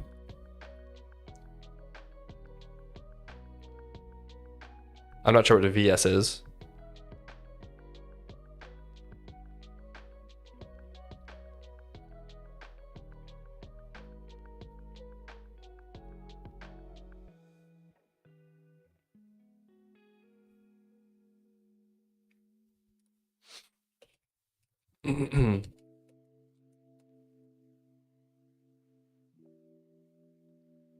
Okay, yeah, I don't know. I don't know what VS is, I guess. But I think white space mode just highlights like tabs and stuff like that for me. I used to use it more for other stuff too, but I think I mostly have it disabled too. I don't even know if I need it anymore.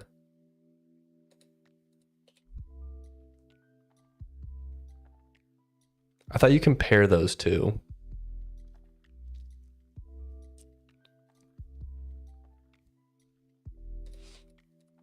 Yeah, I don't know. This is just all, I think this is just all the major and minor modes I have. Or I guess this is the major mode. These are all the minor modes. I don't even know. Do I even use company? Or wait, company's auto completion, isn't it? For some reason I thought it was projectile, but it's not.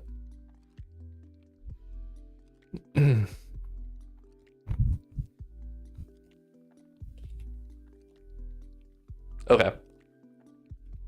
I guess let's do...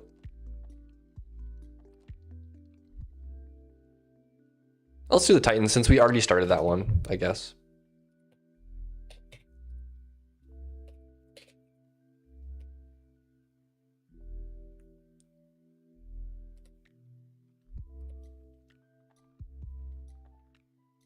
Boom, ba-dum, boom, boom.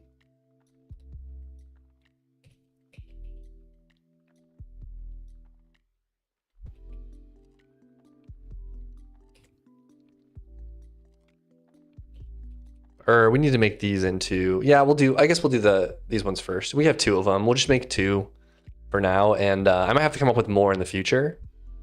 But yeah, we'll start with these.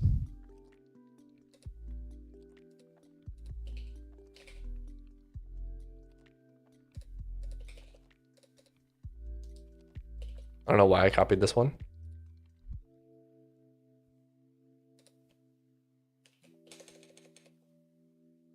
Mob Titan 1.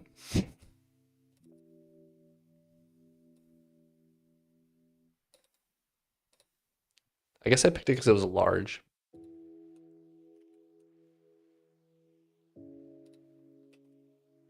Oh, that's an issue. Oh, sorry. Sorry.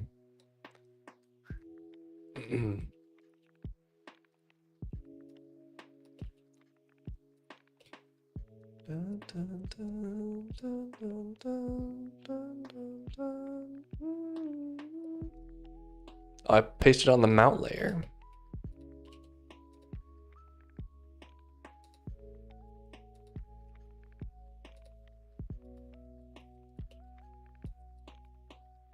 Delete layer.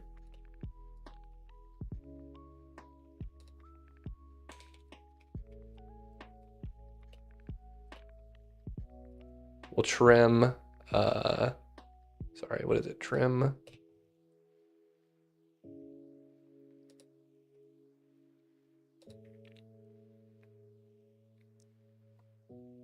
I'm just gonna throw these below really quickly.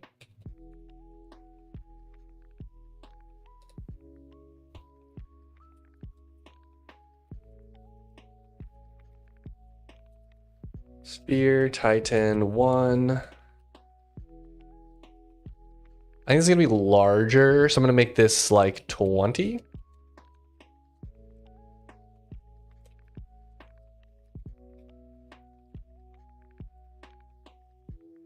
Let me see here.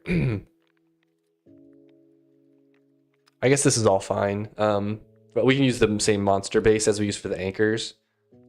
We just need to use Sphere, Titan 1, and then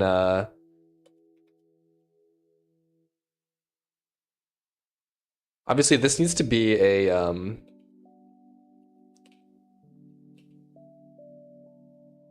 boom, boom. Let's go ahead and just have we'll just have one state and we're just gonna make it wander. I don't know exactly. Or here, let me do this. Let me see what I do for other things. I guess I have a default wander. The question I have though is, does distance have a way to disable it? Boom, boom.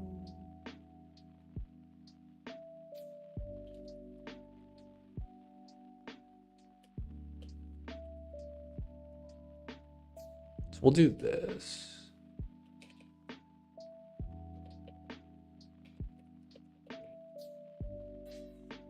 So we'll wander slowly. I don't want to wait though. I want to be like waiting 0, I think.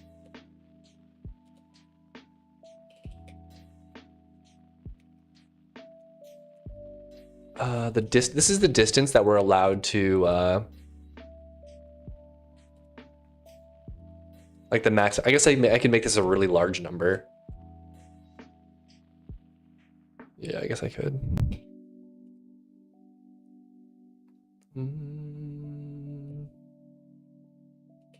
I mean, I can just do like base.tile size times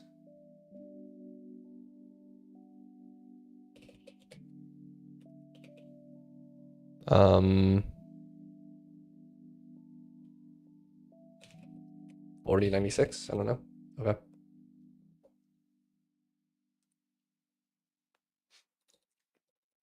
I might change this so they spawn somewhat in the middle. I also might need to make a special wander function for this, or a wander behavior for this, just because it's like it'll be similar to this. It's just I feel like I'm gonna have to have some special rules for this sort of wander. Where like this one's gonna be like I kind of want these to like float above things, so they might be running through walls and stuff, which this might not really allow. So, but for now we can just mock it out. Sphere manager.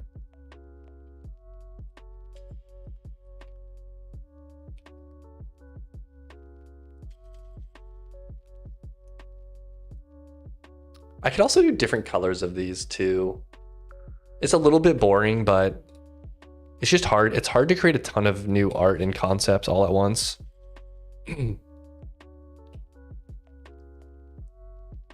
So.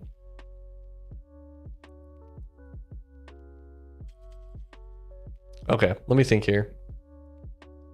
Oh, there's also a bug I just remembered, which is in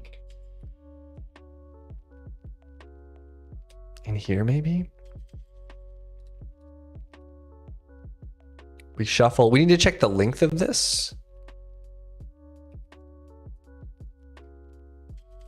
We need to do the minimum.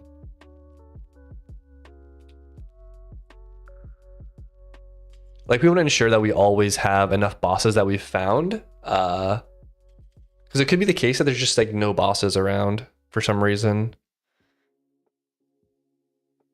But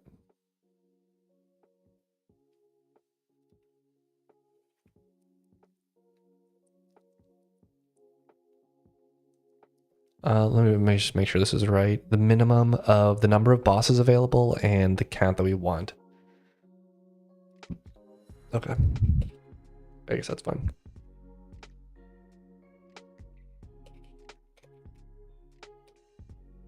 All right, let's spawn these guys. I'm gonna go ahead. Oh, this one already is the second one. Perfect.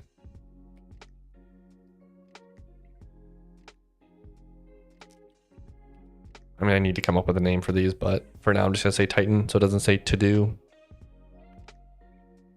And he'll just wander.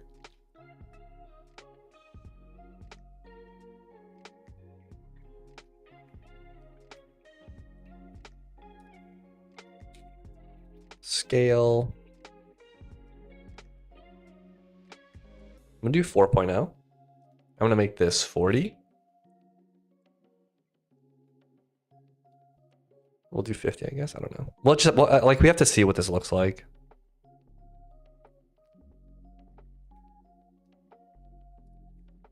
And obviously we need health.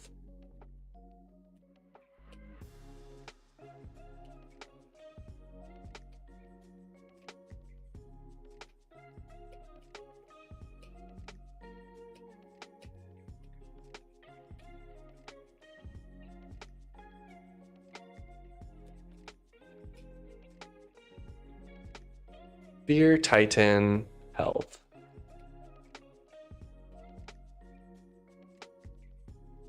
I'm gonna give him 10,000.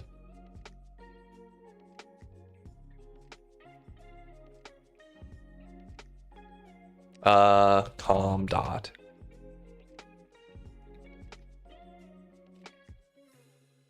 I can already see my ass getting jump scared by a Titan while farming iron. You'll have there'll be a little mini map indicator for them.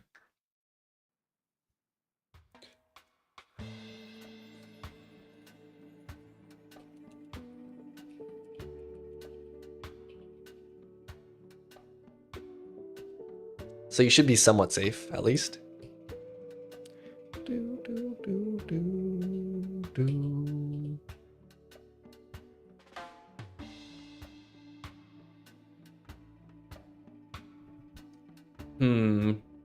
I'm just trying to think of what this interaction is going to feel like, though. Like, I think you're going to be mostly seeking them out, but like it could be like you're like working on a boss fight or something, an area boss somewhere, you're not fighting the Titan, and it could just like wander on top of you.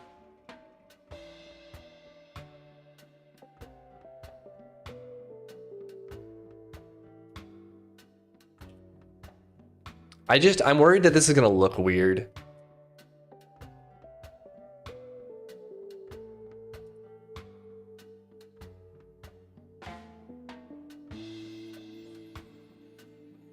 Oh, great. Well, I guess he's wandering around. Oh, sorry. I really need to fix this problem. I was hoping that because I updated my computer, it would be fixed, but that's not the case. Wait, why is this sprite wrong? Am I not running my sprite sheet rebuilder?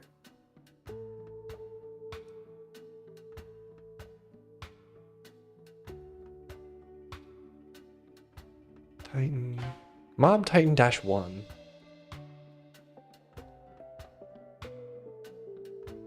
Oh, like I wrote sphere, it's Mob Titan 1.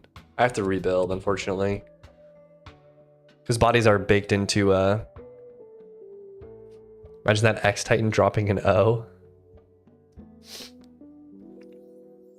Wait, what's an O? Oh, just an object that's like a red O. Keep it like that? Wait, why do you like that?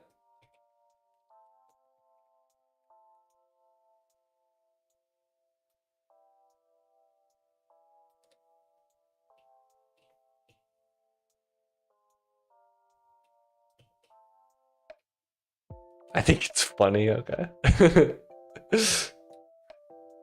I think he spawned on also he's pointing the wrong direction.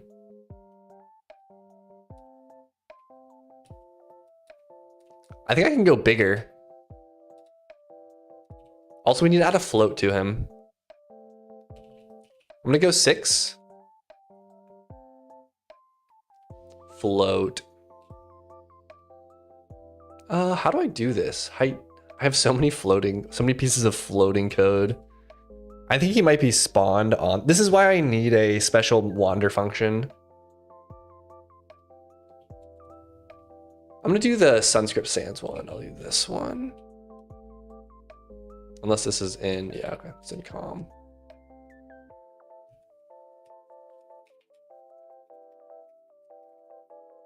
Or she, true.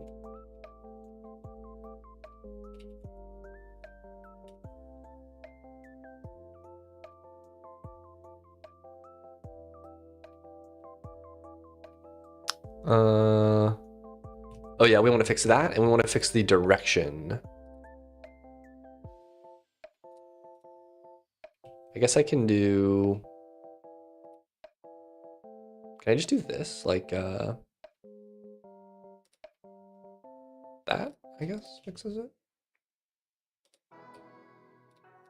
Okay. But yeah, we'll probably have to do a different wander function.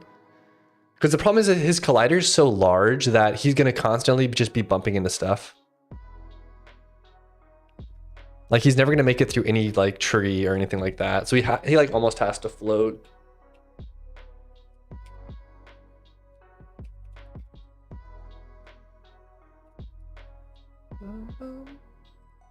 Like, it's just going to be stuck.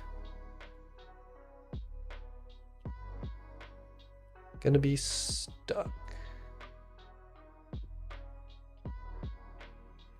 Oh, I'm sorry. No. Keep reminding me. I'm so sorry. I just keep, what I really should do is, I mean, I should fix the problem, I guess, but.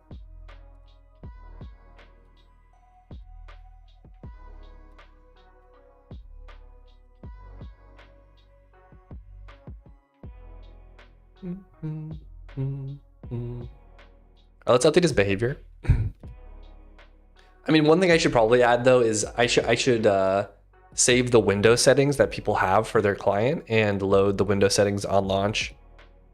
And then that way I would just always be launching into this size. But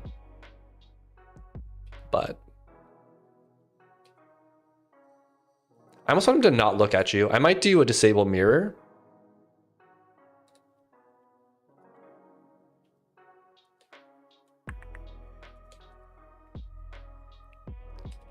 Disable mirror. True. We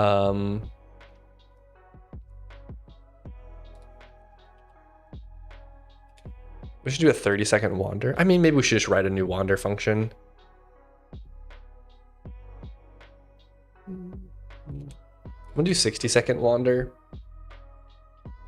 I kind of want him to just like constantly go.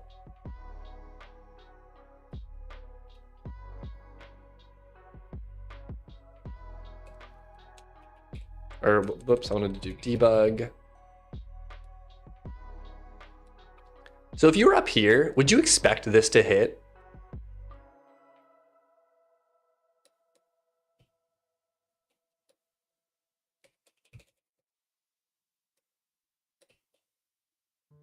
Did you shadow increase the armor from Alavarg Apprentice? I haven't gotten one in 100 runs and now I got 3 and 6. No, I didn't. The thing about random numbers that is really unintuitive is like, it is technically random for it to be a bunch of like in a row, for a bunch of like heads in a row and a bunch of tails in a row, you know? But like your expectation is that like, oh, it's going to be like an average thing. But in reality, it's like you get a bunch of clustered things. Like that's more random. Is getting like weird lengths of clusters of heads and weird clusters of tails.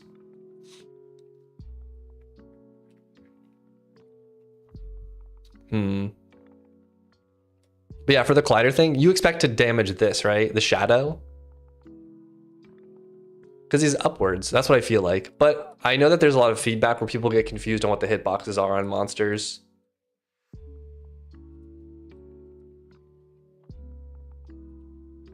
Maybe it's mostly just for jumping monsters, like slimes when they jump.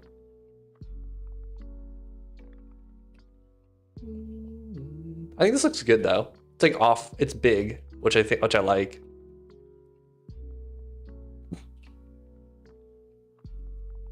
Big and tanky.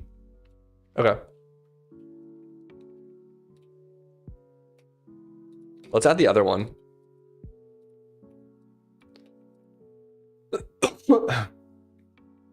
Wait, so the shadow is now the main hitbox. It's always been, I mean, the shadow's always, not the shadow isn't the hitbox. It's just that the hitbox is centered on the ground, not on the upright section. So then my question is that confusing?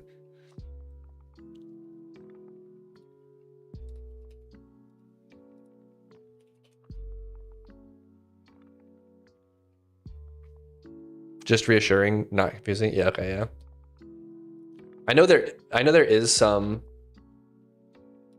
confusion about that.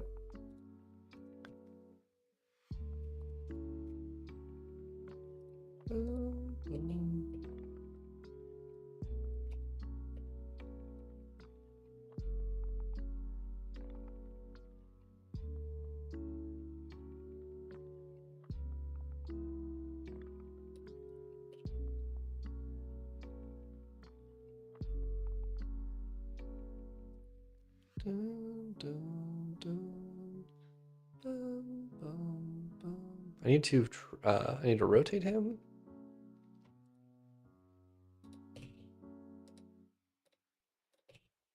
There we go. All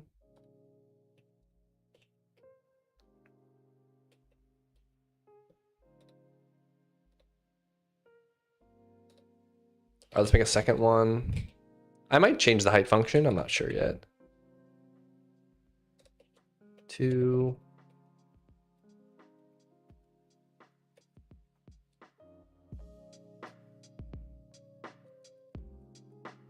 Oh yeah, I probably will rewrite this.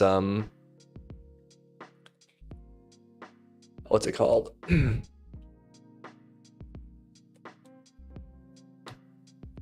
let's see how this one looks. Are you collecting wish lists on Steam? Yeah.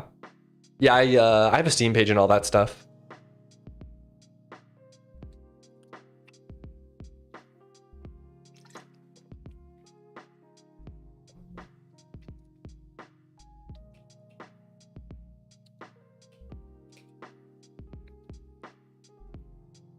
Let's see here. I hope we do add. Oh, I'm sorry. Sorry. I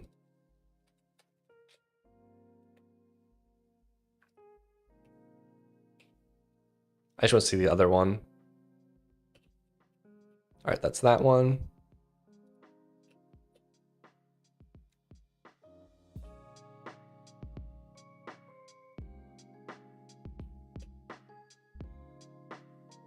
That's that one. I was hoping to get a the new one. Oh no, it's the next one should be guaranteed to be. Okay, I've got some bug. Oh, I probably didn't change. This is what I didn't change.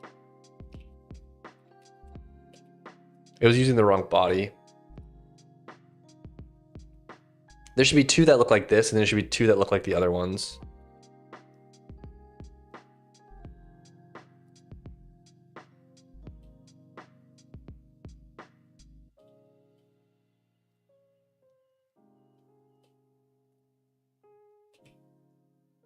It might not work because of the.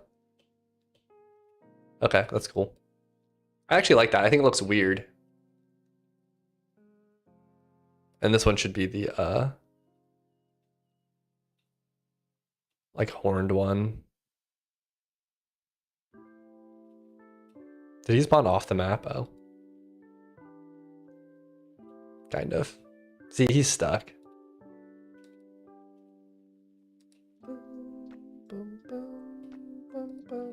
I do like this one. Or hold on, I want to flip these so I'm not drawing them in the wrong direction. Let me do this. It's 1, 2, 3, 4. 1, 2, 3. Should go there, I think. Ah, I did one wrong. 2, 4.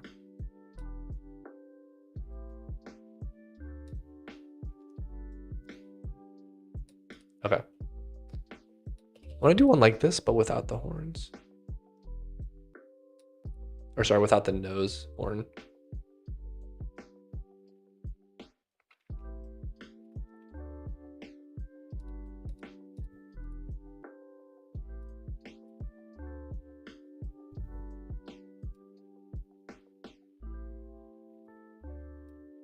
Are you gonna use mixels for sprites so they're just placeholders? Yeah, I do mixels.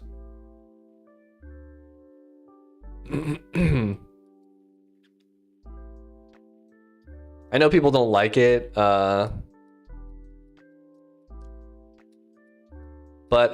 I think most players don't care. As bad as that sounds, I know it's not like artistic perfection. That looks weird.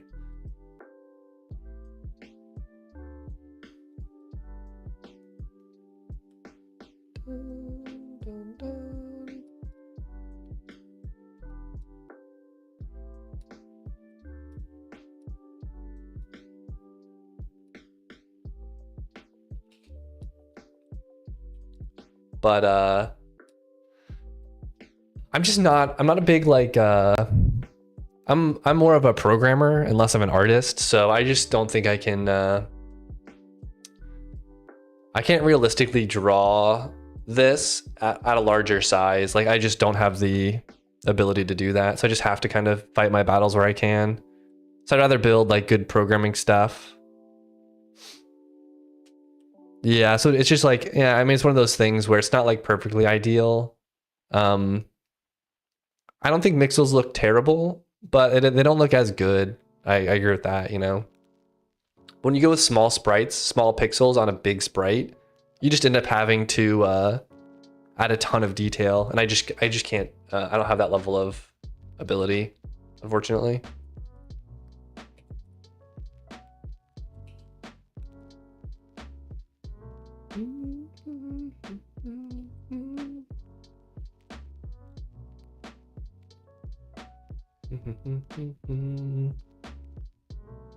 Yeah, like I don't think it looks bad. But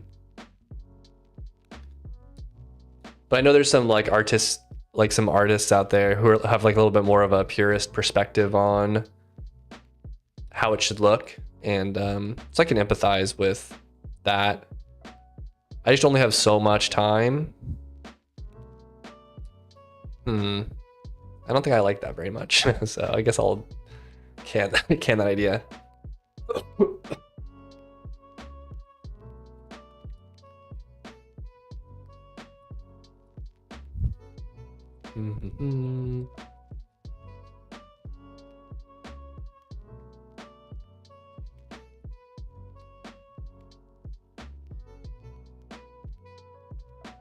Da da da da dum, boom boom boom boom boom boom.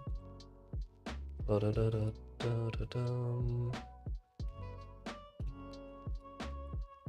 Okay, I mean, I don't love it, so I'm just gonna pivot back.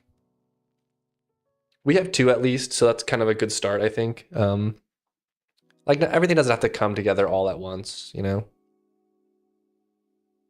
We can spread the load out.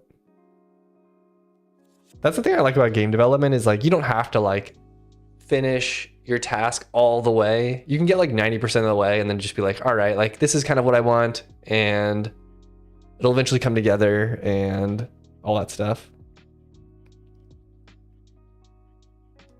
Boom, boom, boom.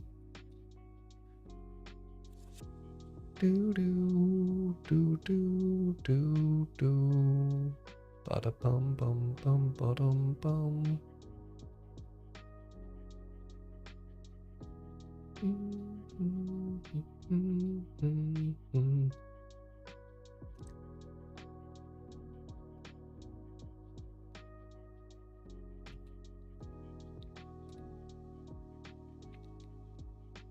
Okay. All right, I guess let's code this new wander function.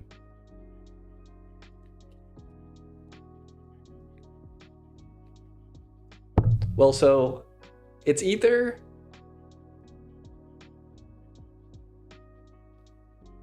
I guess we have two options.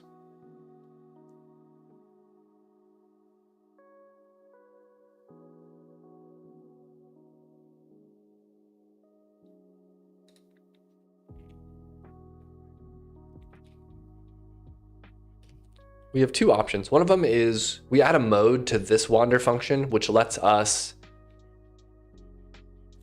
wander and float over colliders. Like, don't check the colliders, just float. And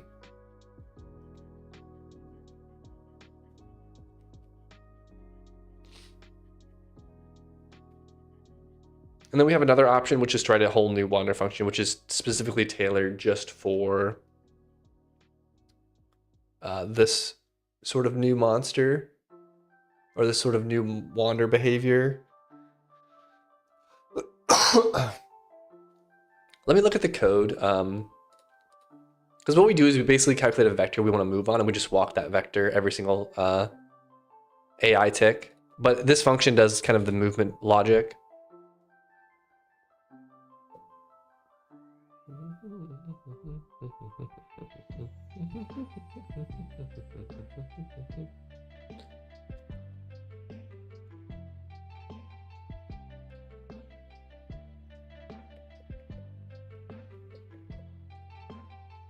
Trying to see if there's a version of this that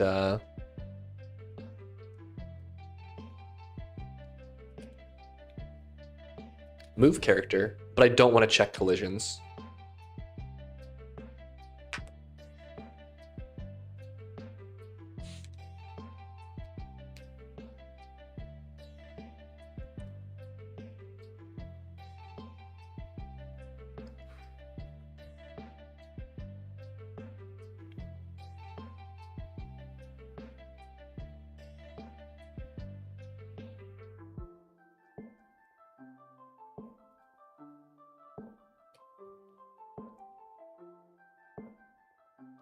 What we do is we basically take our collider and our position, and we find all the overlapping tiles.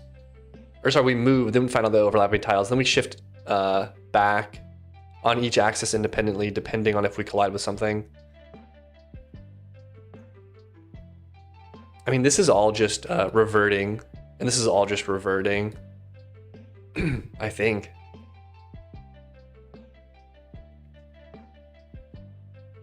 So I can either, I mean, I guess I could just do this, honestly. Let's go ahead and just make, I mean, we may as well make this more flexible.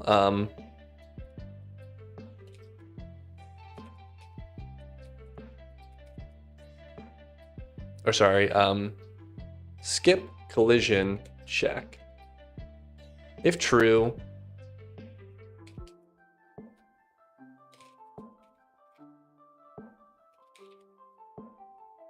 so we'll do this. We'll just have two different things. If this, else, do the normal way.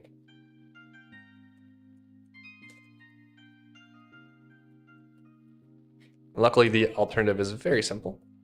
We just have to do this.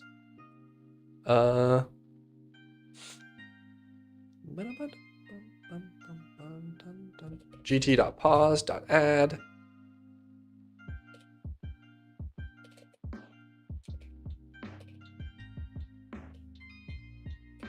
I think this is returns, yeah. Move back.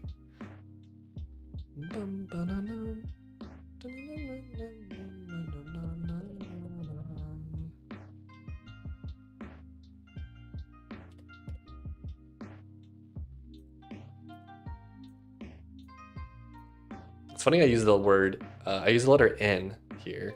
I'm gonna rename this.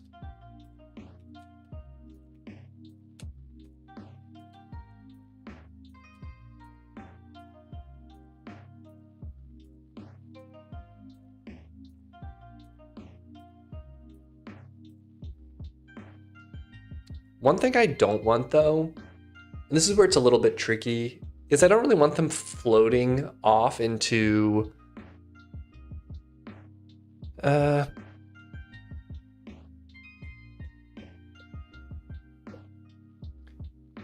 I don't want them floating off into areas that players can't go. So like they could float off the tile map, I think. So I almost feel like I do need some kind of collision check here.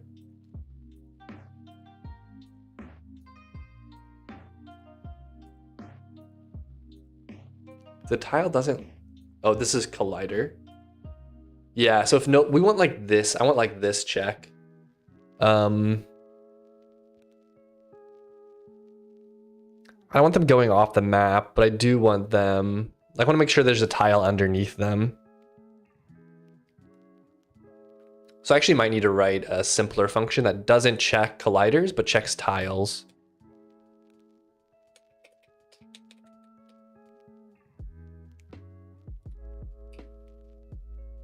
It's funny that one always spawns over here, it seems like.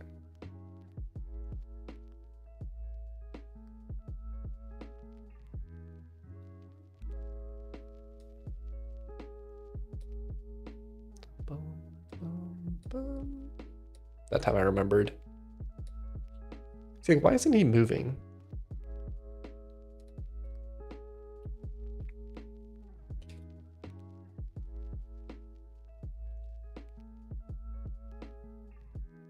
Oh, I forgot to set the Boolean that we added.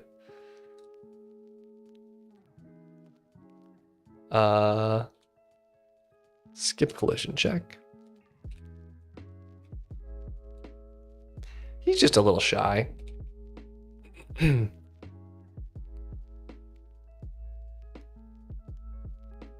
Boom, boom, boom.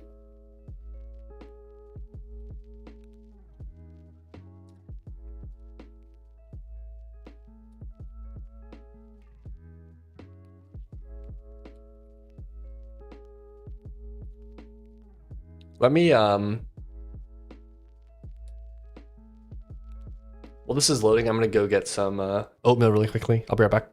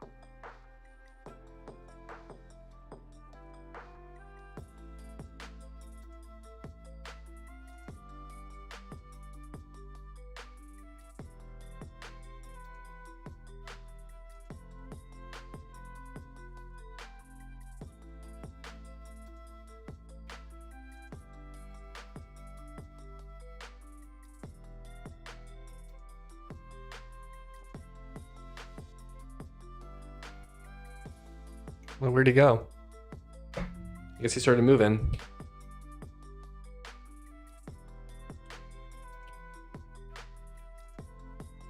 I think I don't mind him going off the map. But I think what I want to do is I want to add some limiter. Like I want his wander,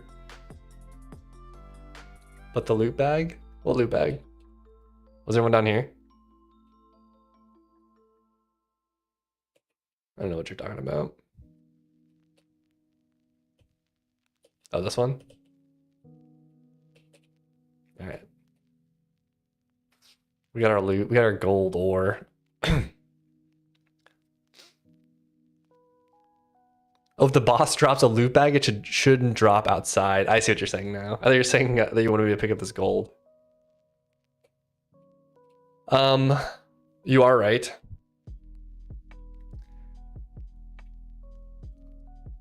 I could make the loot bag function. I could upgrade the loot bag function so it drops to the nearest tile.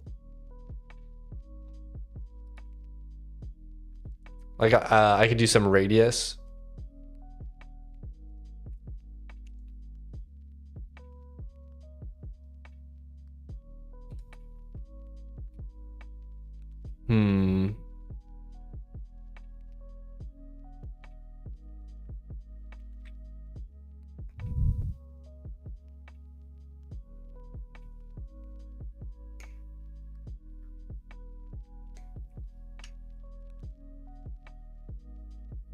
Also, who said that this was going to drop any loot?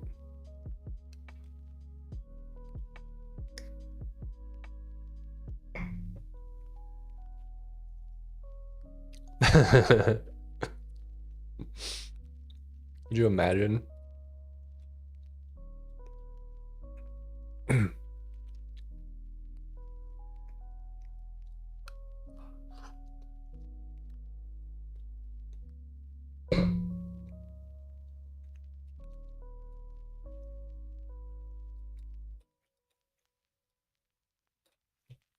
I really need to figure out what to do with this.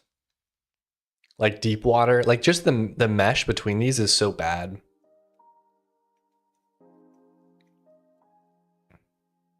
It's like now he's too far away, right? So like obviously he can't wander that far.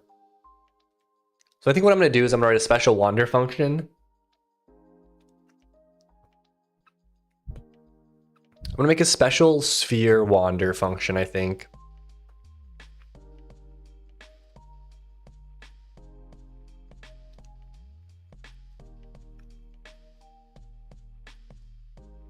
Where I just have him wander inside some radius.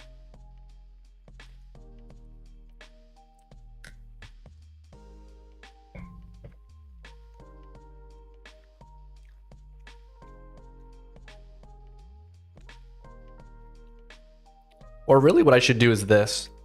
I should have him pick a random tile that's a certain distance away and just walk to that.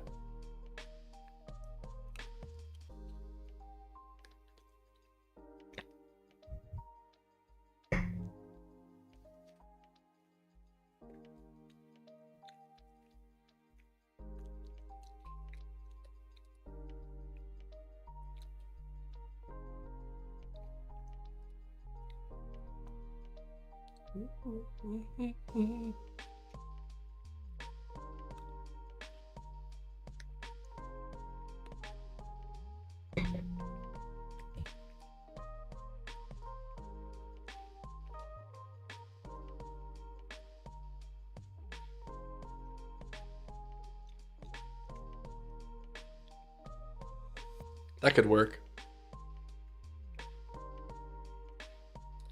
All right, that's what we'll do. This is fine, I think, because I might make some monsters that float and they can float over stuff. In this, this is like more of a near distance wander. But I think I'm gonna make a like a tile map wander function or something like that.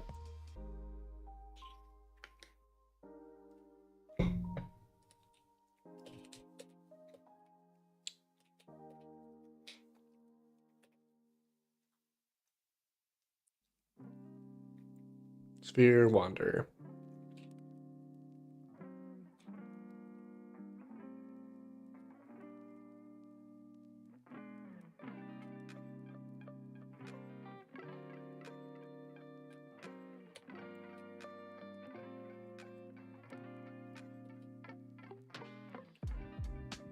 All right, we'll make a sphere wander.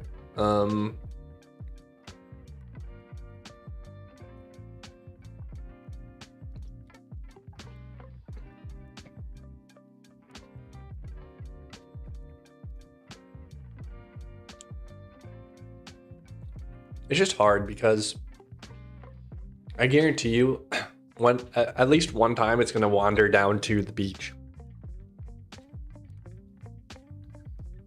So like it's going to wander to a spawn point, which I don't really want.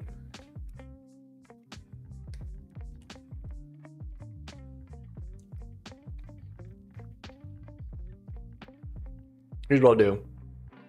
I'll make it pick a random tile with a limited number of biomes.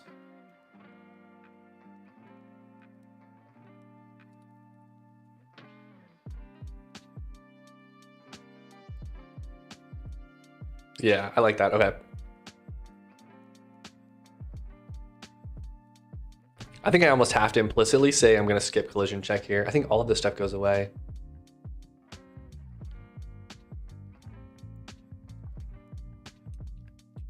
The only thing that matters is this. Well, hold on. Dir vac. It's not dir vac. It's going to be dir pause.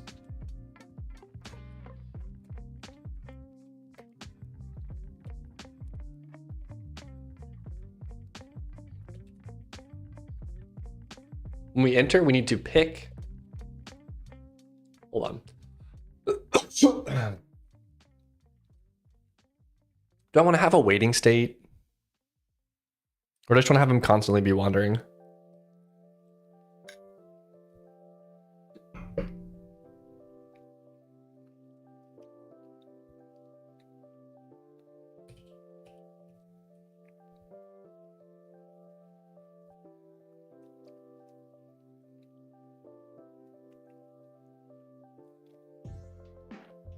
We'll just remove the waiting completely. I think we just need to do this though. We'll just do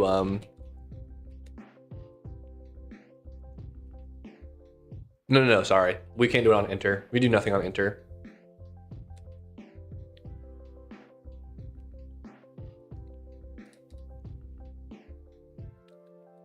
Sorry, let me just read all this stuff. Dir vac.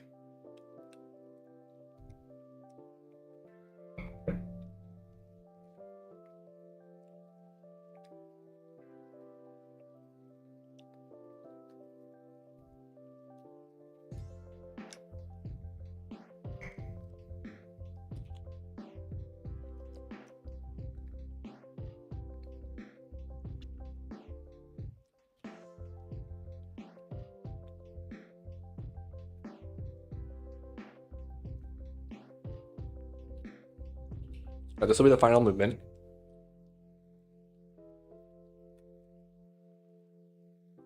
The walk speed is fine.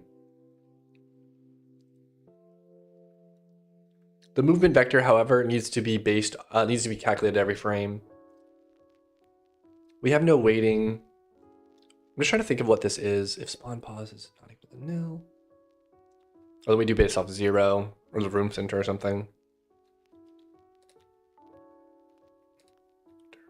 Or this is just the direction. Okay. So then all of this can go away.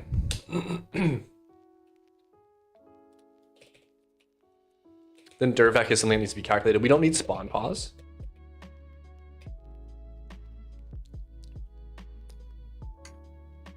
Also, this reminds me that I need to make some kind of like status effect resistance for certain monsters. Like bosses shouldn't be stunnable.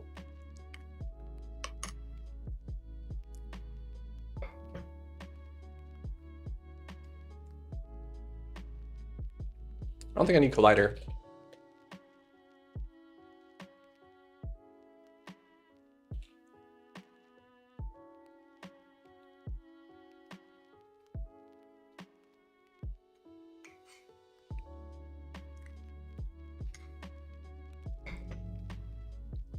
Okay.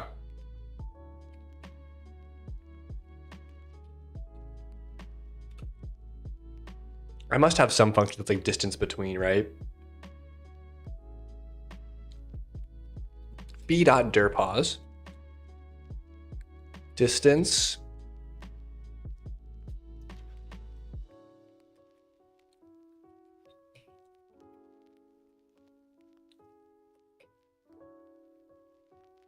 to gt.pause. If dist is less than or equal to some tolerance, we'll make it like a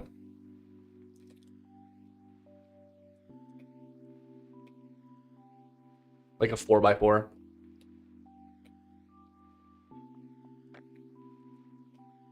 Pick a new position to wander to. Then we'll do dirvec is going to be gt.pause.sub b.dirpause.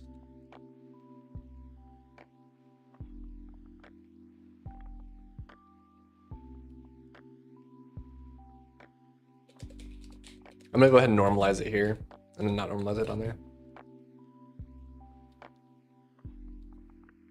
Okay, I mean, I think that this works. There's no waiting, which is okay, I think.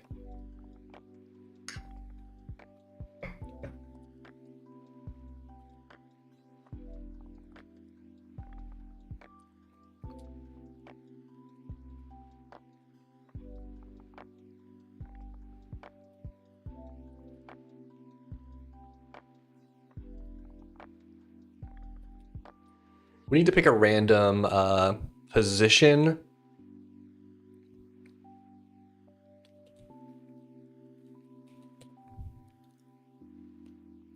This is kind of based on the fact, though, that the center of the island is 0, 0. I'm not sure if I love that, though. I guess I can just pass in a rectangle.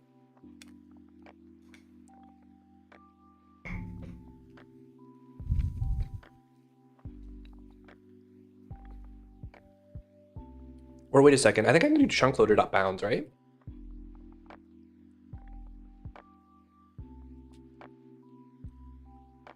Do you have biome center points? Not really. There's not really like centers because they're kind of like not really shapes. So there's probably some like center of mass concept, but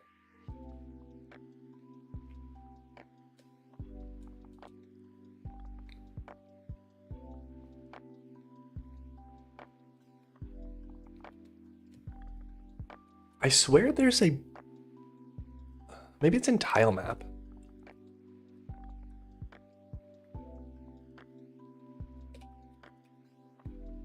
Chunk map.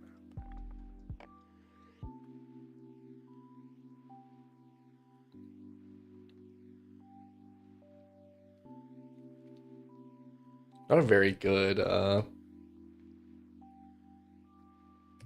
I know that there's some way to do this. I just do not know. I cannot remember what it is.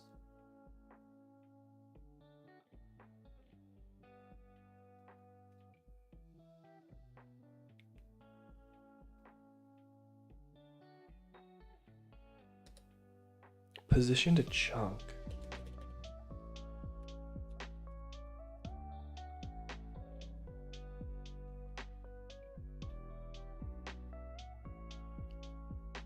This is purely mathematical, though.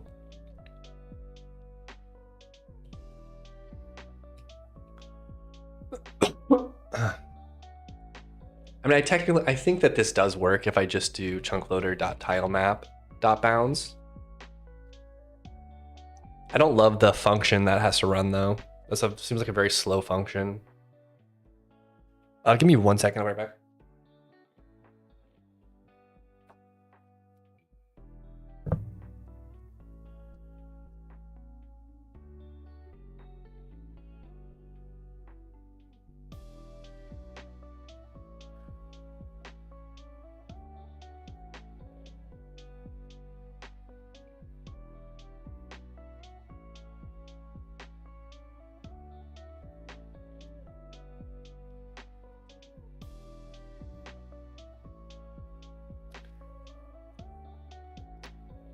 It's tricky because I know that there is like a predefined width of this, but I don't think the object knows that it's not going to expand infinitely. Like the chunk map object doesn't know that.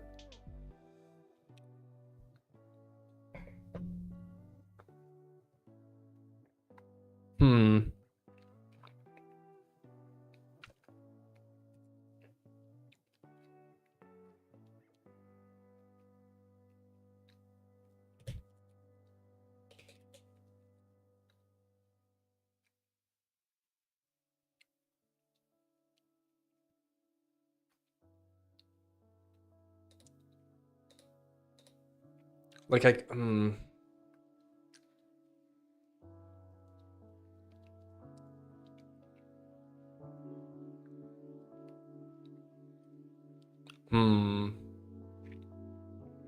Like we technically have the,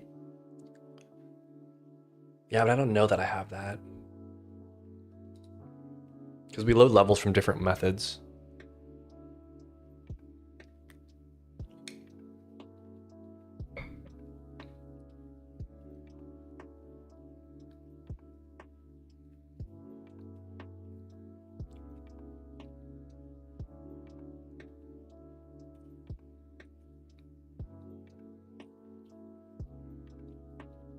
Here's what we'll do. On enter, we'll calculate, we'll track the bounds. I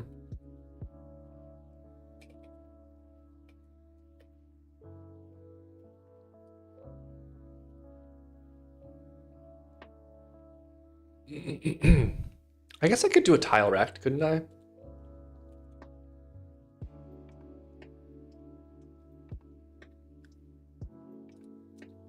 Okay, then we just need to pick a random tile. Do I have a function on this? I might.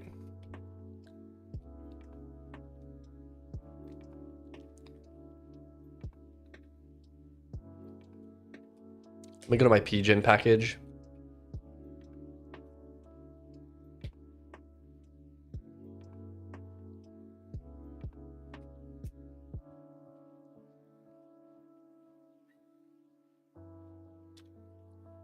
Oops.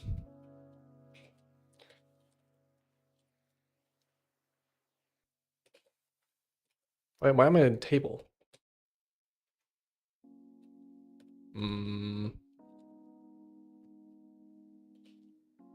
List, percent, random position in rectangle, random.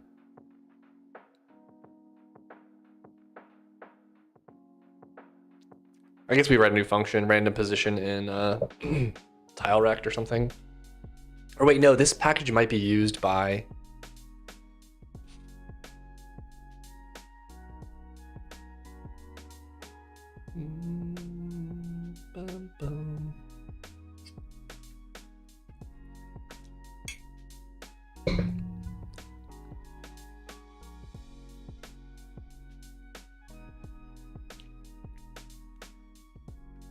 I'm trying to remember if the tile map package depends on the procedural generation package or not. I don't think it does. I think it's the opposite.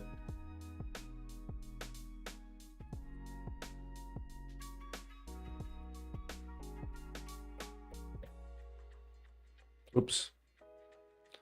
Tile.position.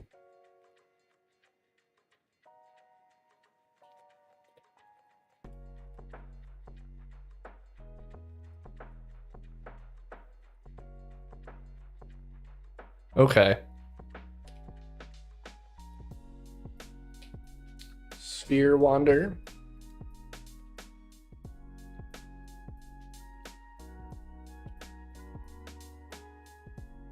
We have b.bounds.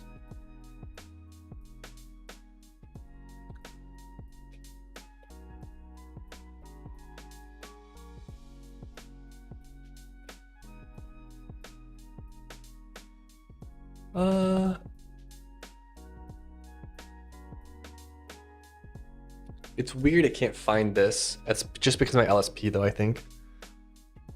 That's fine, whatever.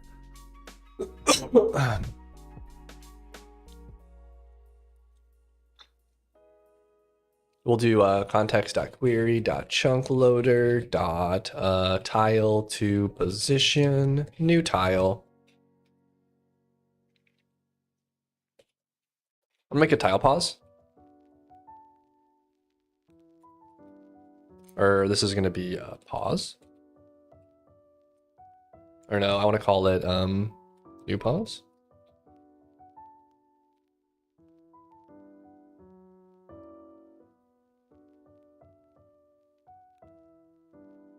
The problem is I have to try this a few times. Like I might need to do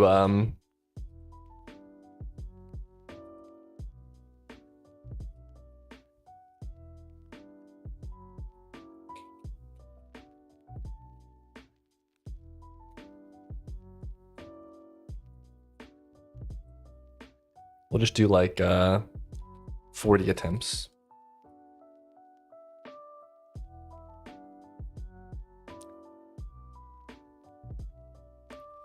I don't really know how flexible I want this to be. I might just hard code it to like exclude a few biomes.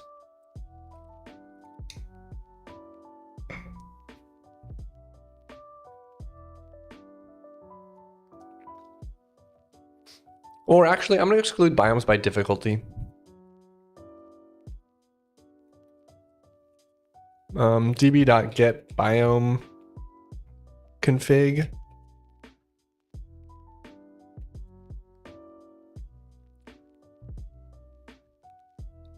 Whoops, for range.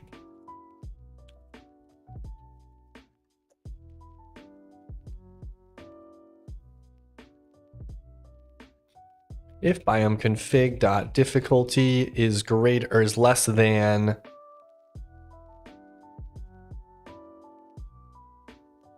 two,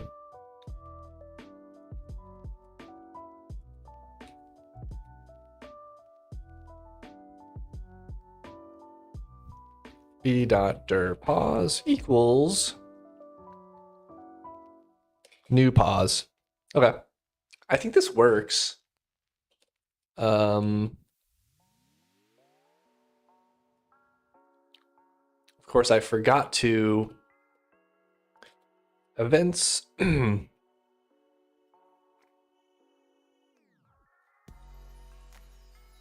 This needs to be sphere wander.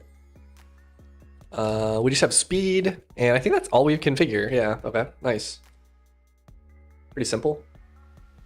Oh, this is not going to work because it's an interface that gets implemented, so I need to add it to the registry to like types or something.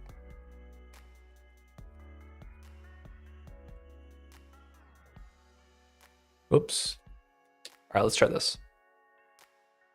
So it'll only wander to biomes that are above a difficulty level, which I think is good. And I think I'm going to have to use this in general. So.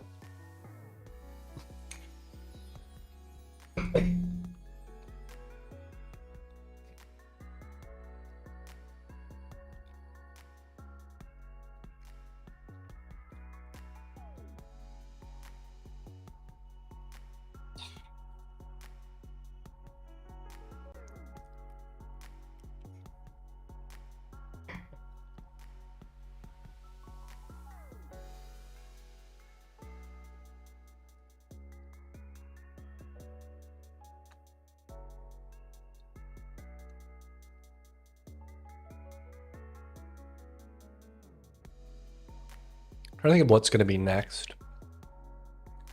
Hopefully the wander stuff works. I think it's hard to test because it's probably going to be like 5-minute wander paths. So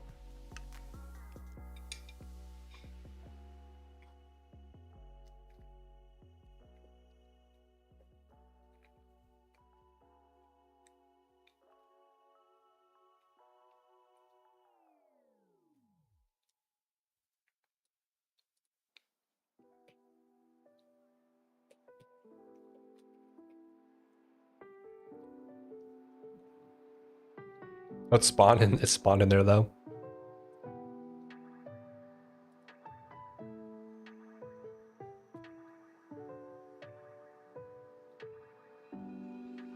I guess I need to make the biome. That was something I remember I needed to do. Or not that I remembered I needed to do it, but that was something I knew was going to be an issue. That was a weird pop in.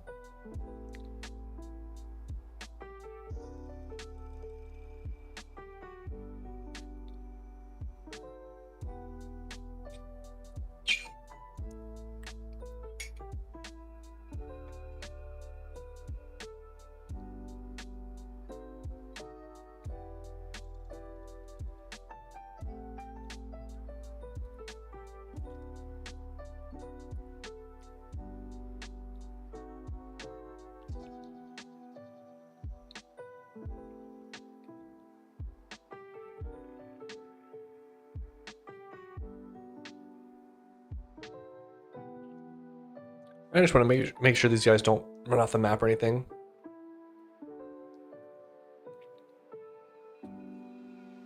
Also, it's weird he's wandering in the backwards direction.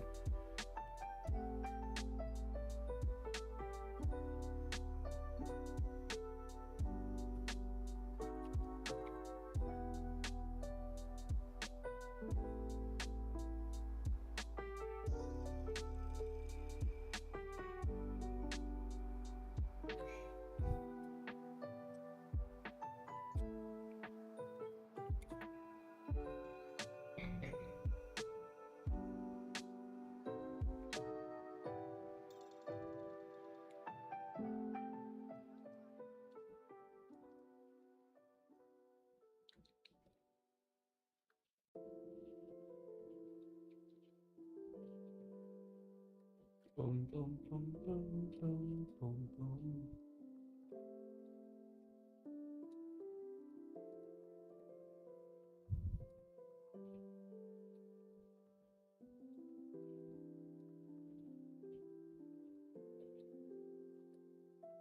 I'm just curious where he goes.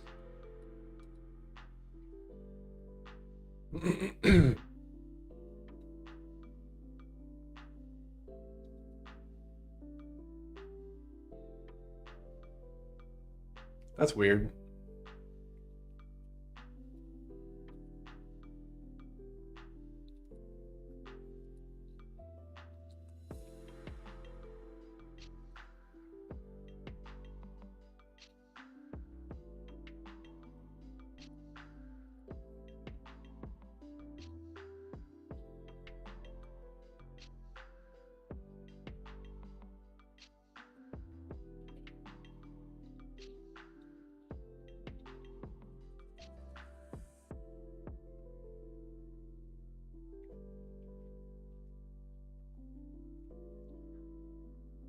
I guess we need to check. All right, we have two things we need to do. We need to make sure we don't spawn these in easy biomes. And we need to make sure that when they look for the next tile to move to wander to, we don't... we also want to check the tile, that the tile exists.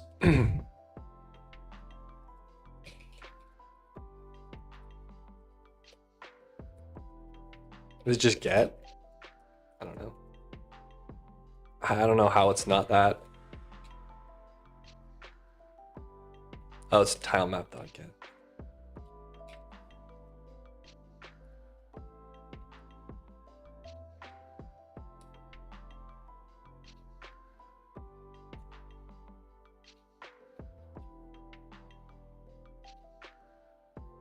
Also, man, he just keeps going.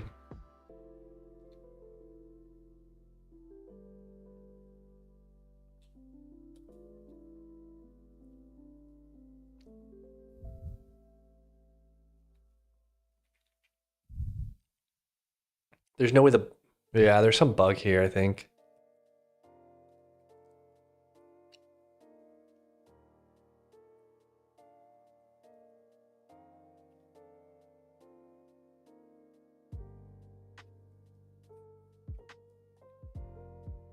Do, do, do, do, do.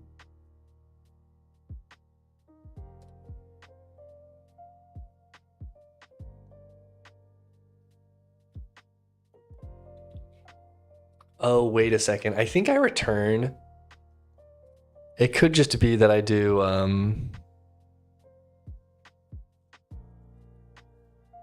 No, it's like because I can't find it. But I might have a biome none. I don't know. Do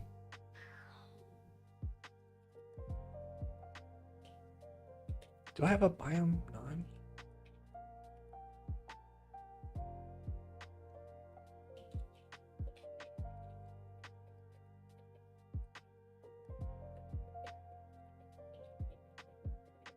I don't know, config stop.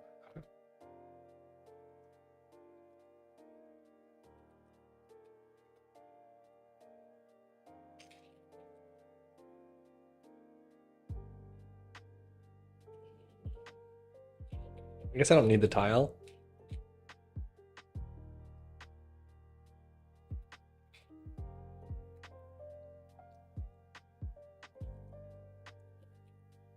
If not, okay, continue. Okay. And then let's fix the other problem, which was when we spawn these things, we don't want to spawn them in low biomes. And that's going to be in this one, I think.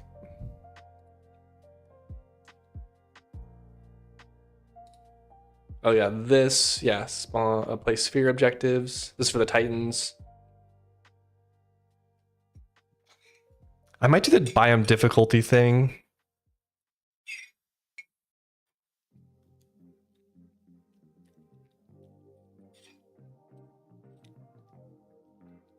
Like what I could do is just pass in the difficulty and then I check the biome, make sure the difficulty is not too high.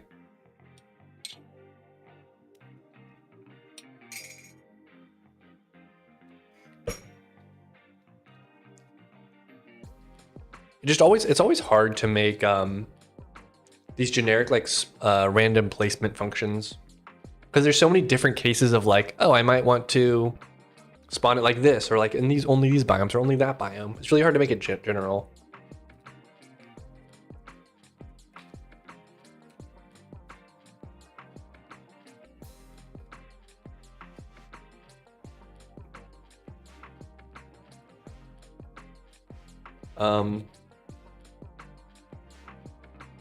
Or db.get biome config, biome type.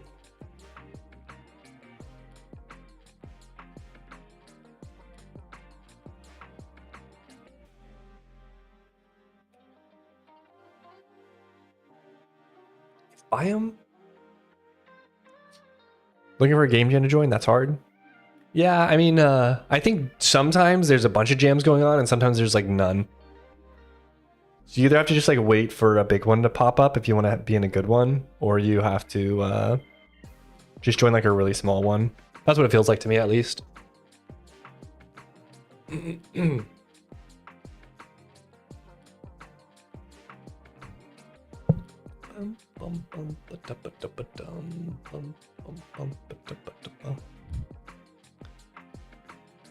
Okay.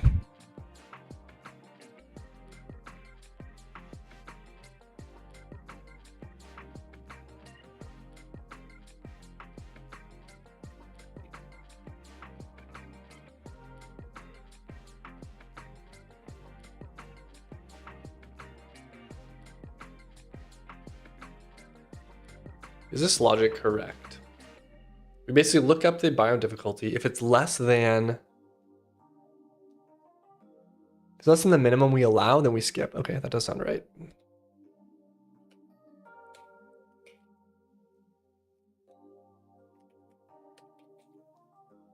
This is for Titans. We'll spawn. The minimum is going to be 2.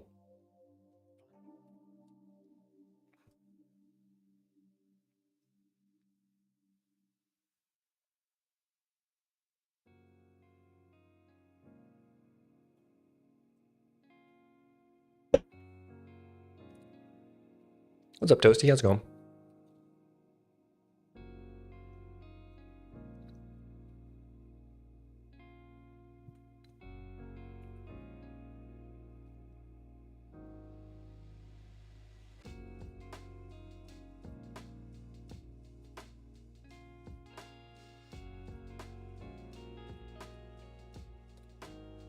Trying to love my new job.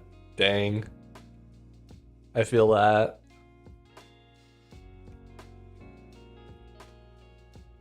What's your new job? All right, cool. They didn't spawn in the bad ones, at least, or the low ones, so that's good. I think the wandering code, I think he wanders in the right direction when he doesn't see you. I'm a Golang dev for a company. I like it. I like the intentional vagueness of that. I mean, at least you're writing Golang. You're not writing some other, could be a different language that you don't like.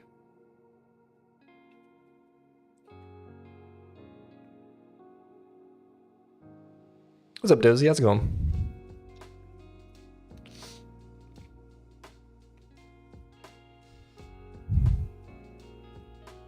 Okay, I mean, I think this is pretty good. Obviously, they don't attack yet, but I'm also worried he's like going really far south. He shouldn't walk into this one. Let's just track him and see if he, see where he stops.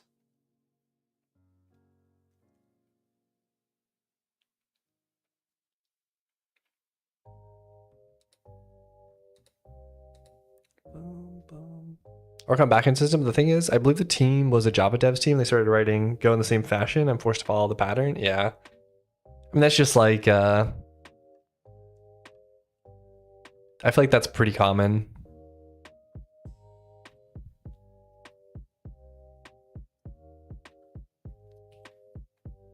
I'm worried that there's I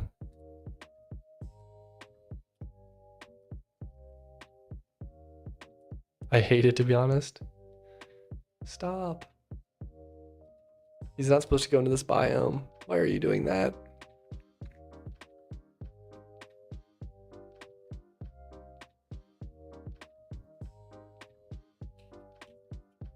The biome is technically like right here.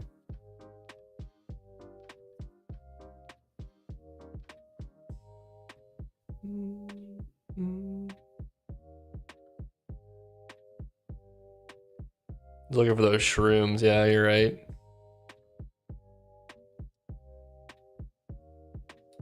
Remember all this horse is just rampaging up there. Okay.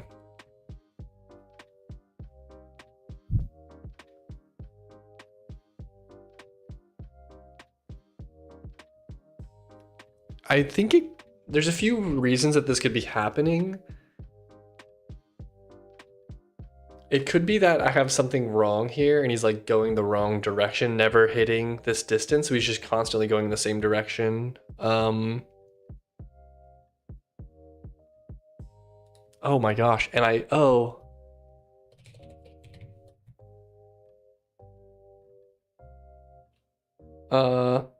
I forgot to break here. So I'm just looping through constantly, but it should be picking the last one.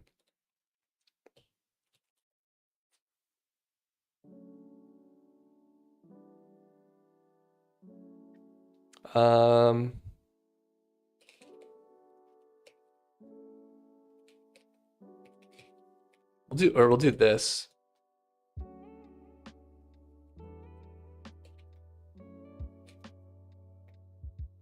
So if we don't find a destination, we'll just stop.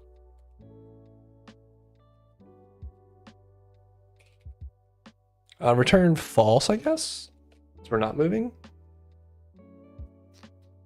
You should put the boss health in the UI because it goes partial off screen. Yeah, I just haven't given him the boss component yet. I guess I could do that pretty easily. But if distance is less than or equal to replan tolerance.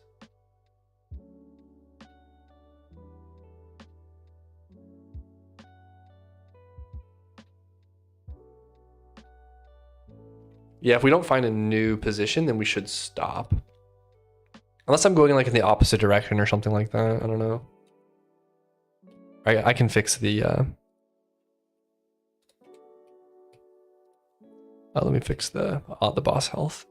Or I'll make it a boss, I mean. This is in events.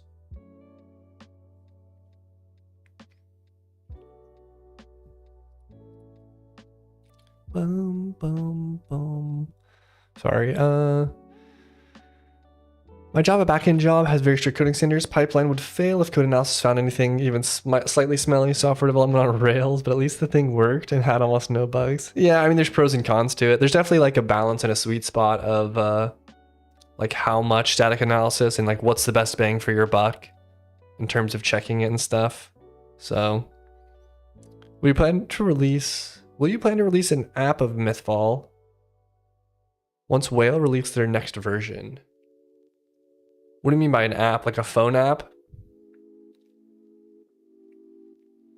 I probably won't make a phone app version of this game just because I think the interface doesn't fit it very well. It's just like it's a big change, you know, so.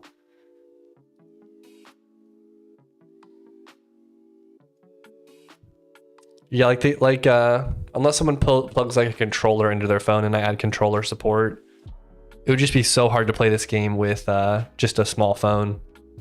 But it's a bullet hell, you know, you have to dodge bullets super fast bullets and stuff.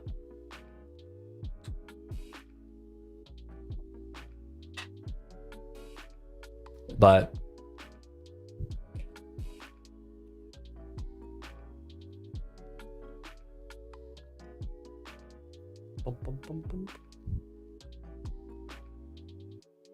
oh, whales. I see what you're saying. Yeah, I know about whales. But my problem isn't really like I have my own rendering library, right? And it's I'd have to just port it so it works on OpenGL ES, which is what phones typically use. And I think it should be fine.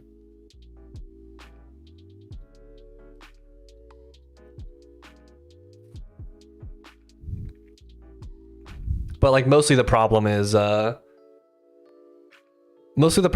the touchscreen interface, if that makes sense.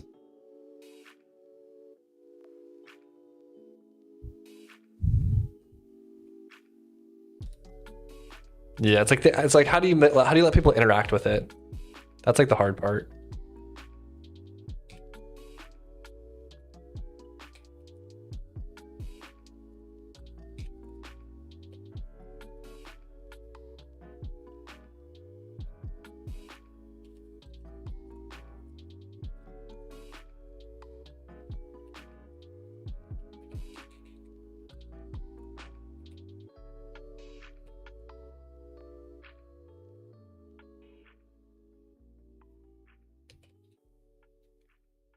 Okay, I should have put a printout in here so that I could see like see it replanning.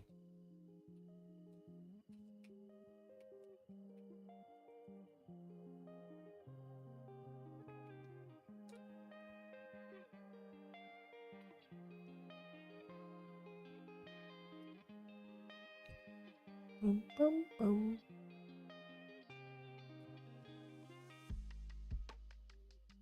Yeah, I don't think I just think they're not finding positions.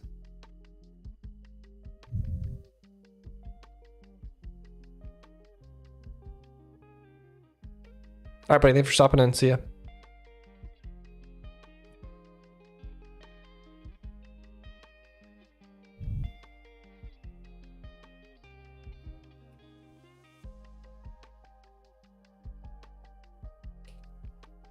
Yeah, there's something wrong with this code. I guess let's walk through it. I mean,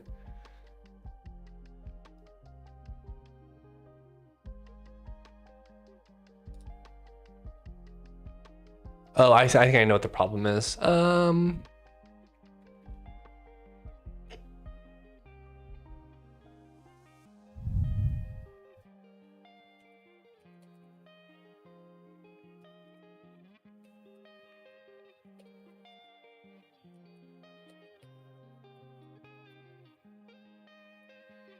Let me close this.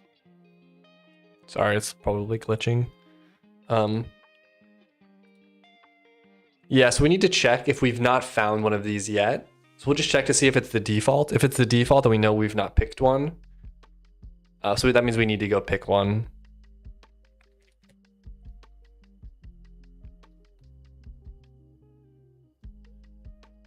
We only ever set this if we find a valid case. So. And then I don't know why it's not finding one though. Unless it's just not entering.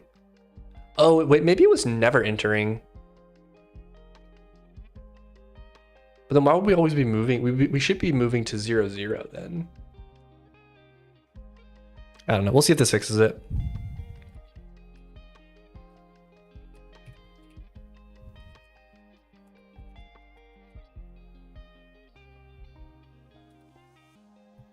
I don't love how close these spawn together. I might need to change that a bit. Also, I feel like it'd be cool to make a bigger version of that. I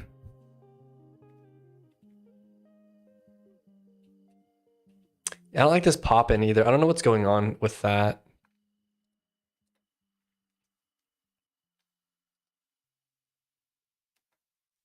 Oh, sorry, guys.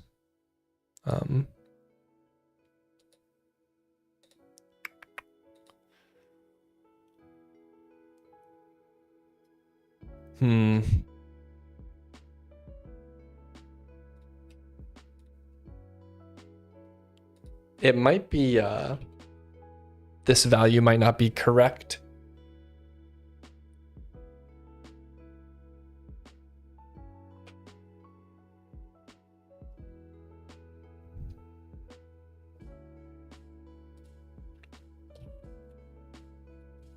Let's just try to do this.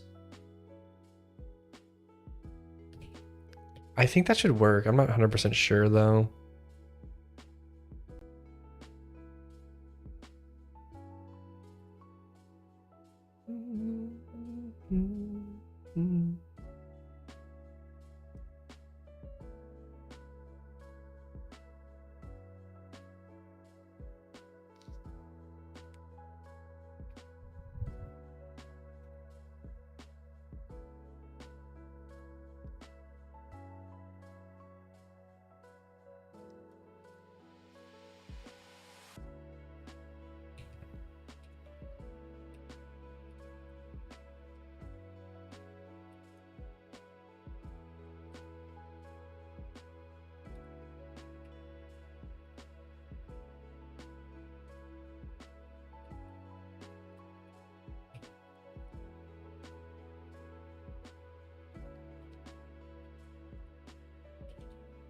I really should have just a print statement here. I don't really know what's going on here. Unless this thing's just not, yeah, let's add some printouts. I'm not sure. All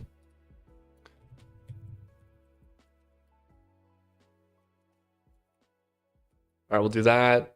It could just be that this function's like old and doesn't work or something. I don't know.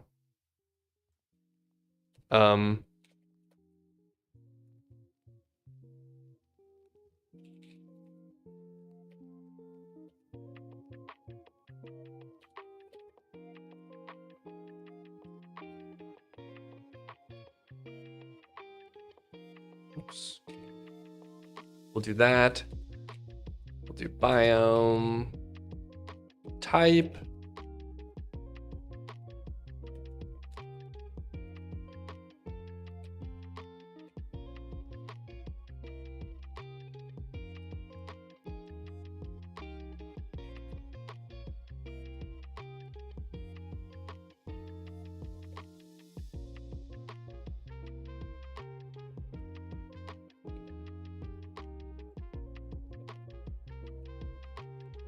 We'll run that.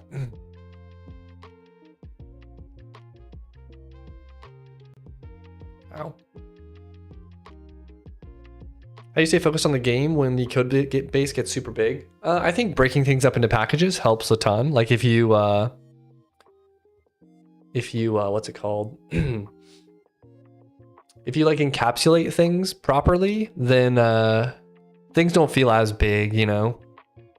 But regardless, when you work on big projects, it's just a lot of moving parts. And if you have some common piece of code that you have to update to fix one bug, it might introduce a bug somewhere else. So it just kind of comes with the territory. So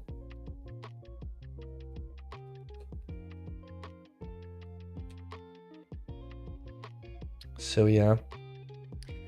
How many hours do you work on your game per day usually? Is this your full-time task? Yeah, this is my full-time like job, I guess you could call it now. But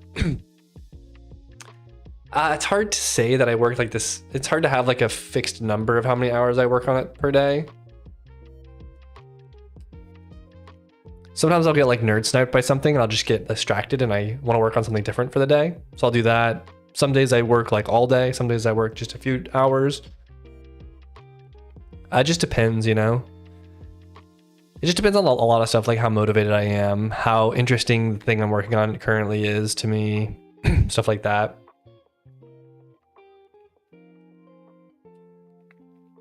Like sometimes I'll do this, I'll have to do the same thing for so much that I'll like, I have to make a bunch of like dungeons or something like that. And I'll make a ton of dungeons, then I'll be like, I don't want to make another dungeon. I want to do something different. So I'll just have to pivot to work on something different. And yeah.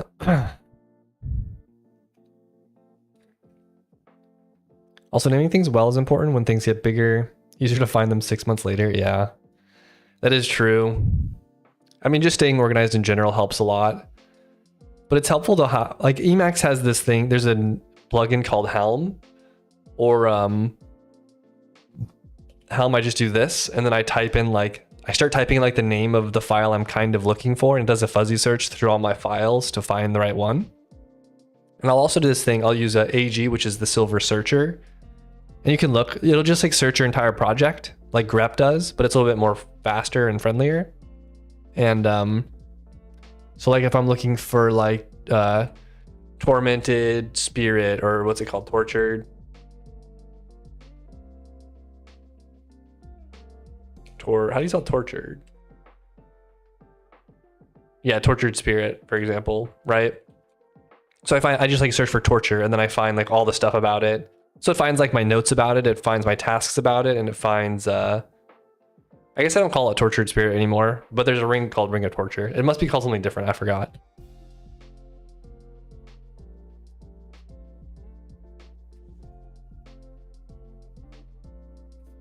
But it's like a mini boss, so.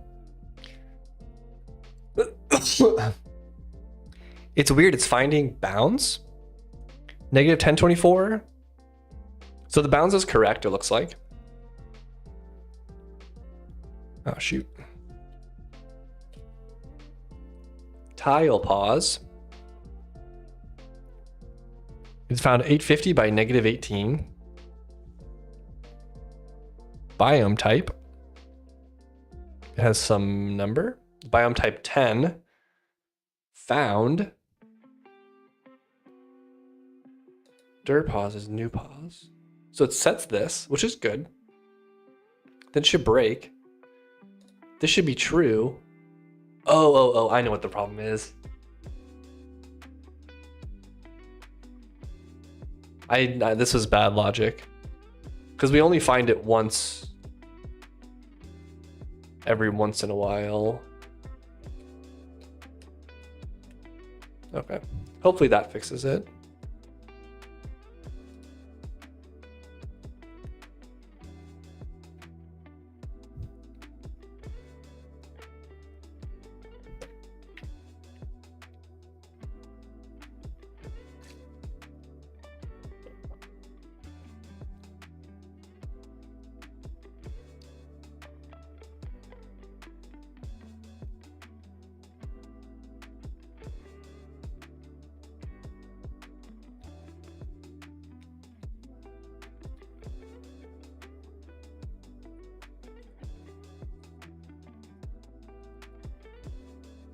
Okay.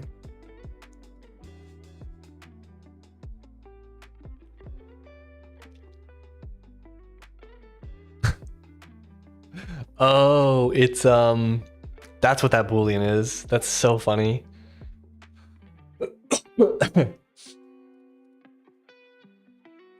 I thought this was rotate direction with movement, but I guess it's not. I guess it's like, yeah, we don't want that.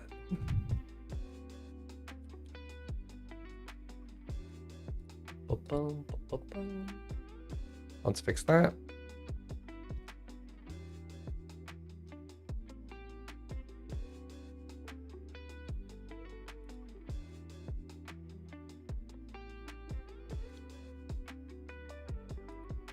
I should make a dungeon that's like upside down world and everything's upside down.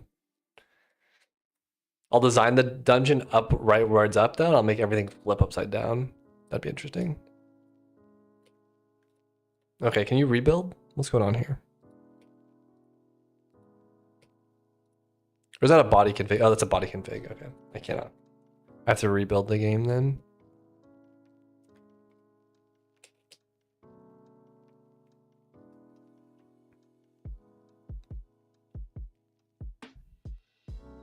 Boom, boom, boom, boom, boom, boom, boom.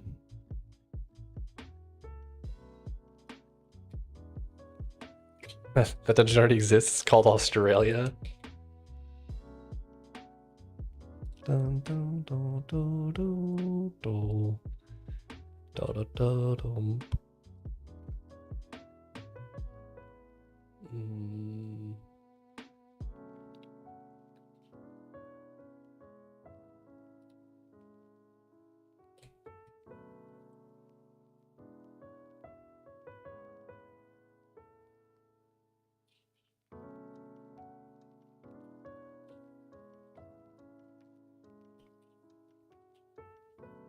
All right, I need to update them. I need to add a Boolean for body, I think, that does... By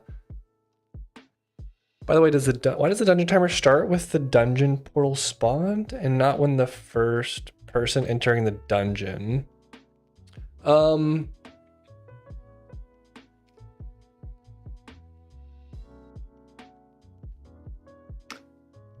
I guess I could make it when the first person enters the dungeon. It was just more of an easier thing. Like the obvious problem is like if you run through the entire dungeon, like I can't do it based off of every single person when they enter, because then you could have someone run through the dungeon, kill everything, and then have the last person run through and just clear it really fast. You know, like you could scout it with one person and then have the other person get a world record really easily. So, oh nice, headband.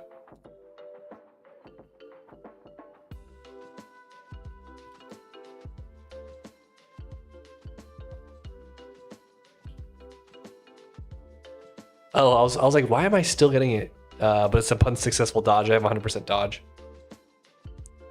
Yeah, but if I did it when the first person enters, I could maybe do it that way. It's just that I feel like it's a little bit more consistent when it's just what's it called? It's a little more consistent when it's just like when it opens.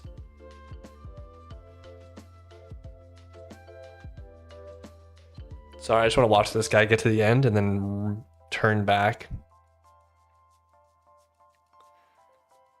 Bum, bum, bum, bum, ba-dum, bum, ba-dum, bum, bum, bum.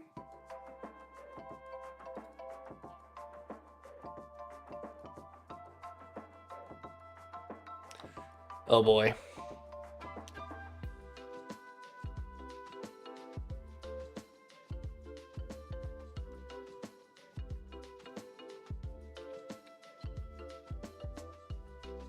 Like he should be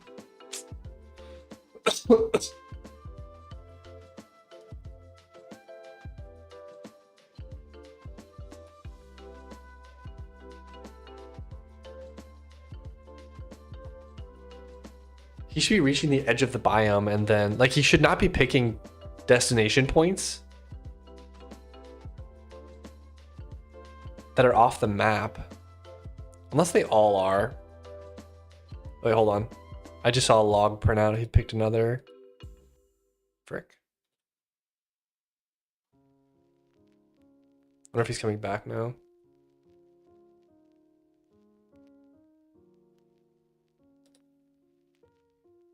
Nope.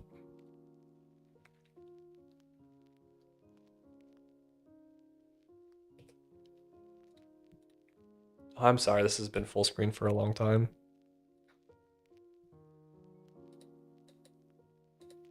Boom, boom, boom, boom, boom. It was just him, like he just walks off the map. I don't know what's going on about that though. It's kind of like I'm just so confused.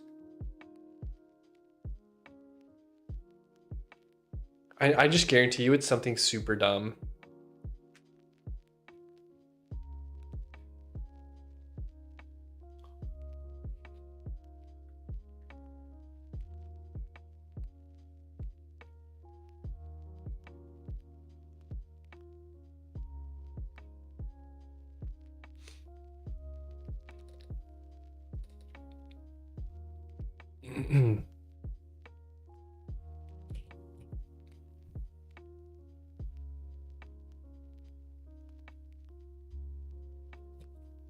Bum bum bum bum bum bum bum.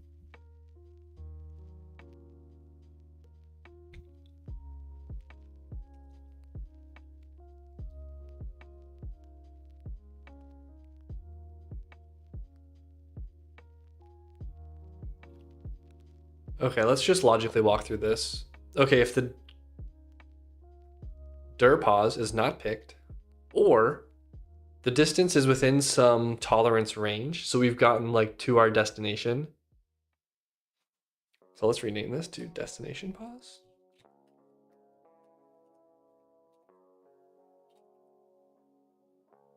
Am I going backwards here?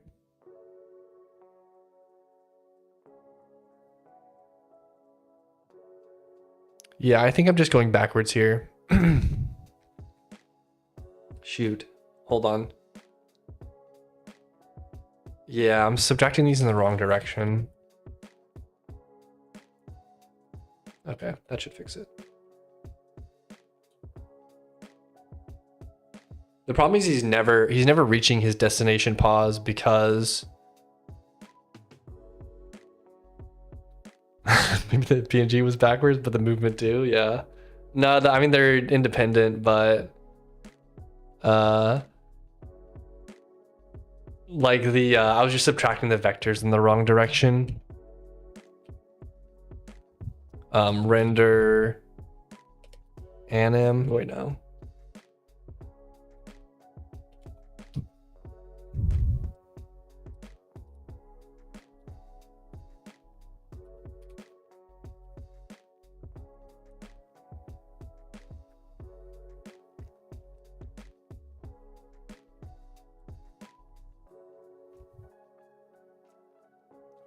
All I need to do is I need to add another Boolean that says like rotate in the direction that you're moving or something like that. Or like mirror in the direction you're moving. Like mirror in movement direction, I don't know. I need to go up here.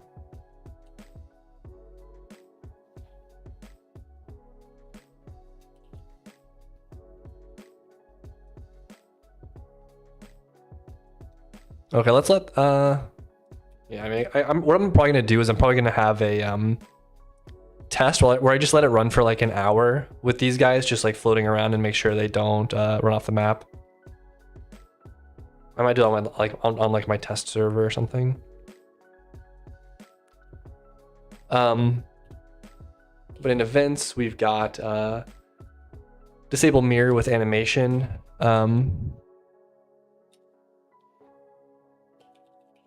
Oops. Watching mobs walk around, yeah. Well, I just need to see like the end result, you know? I just want to like look at it and see like, oh, are all of my monsters running off the map? No? Okay, good.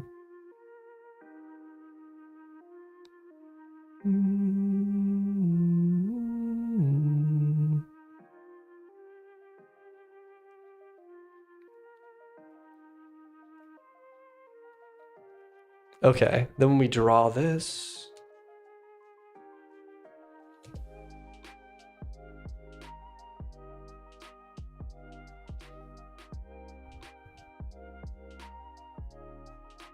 wait, what is this? Anim.mirror with anim. This is for players though. Player query. A dash, which is only for players. I guess I just made it, I guess I just did it for both. That's fine, I guess.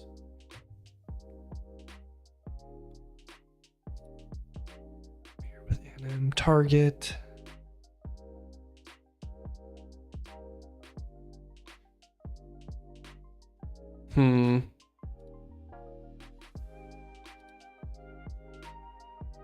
Okay, yeah, this is the code that I want to run.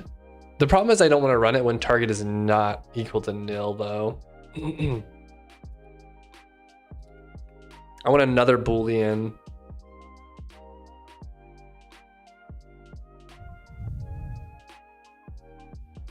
Because I'm basically taking the movement, and I'm if it's negative, then I rotate you left. Otherwise, I keep you right.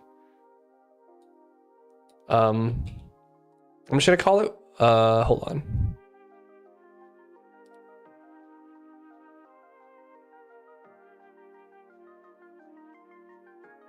Target GT. I see. Okay, perfect. So we'll do this. We'll do this. We're gonna say wander rotation is true.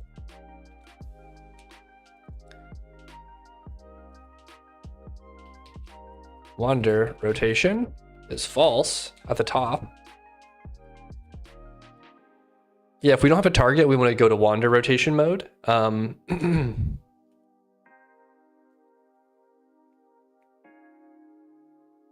with ANM.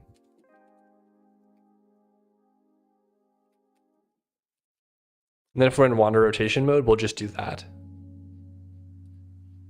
The problem is I need a Boolean somewhere when because we have a target. So it's thinking, or mirror with ANM.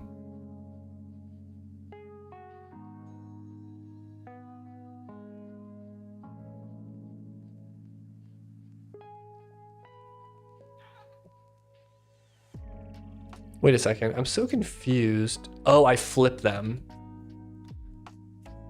One of them, the config side is disable. Okay, perfect.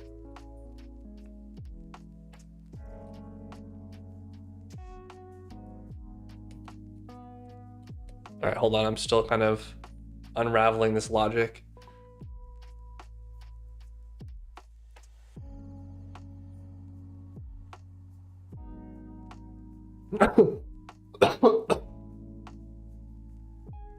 The problem is we want, like, crabs. I don't want them to rotate at all.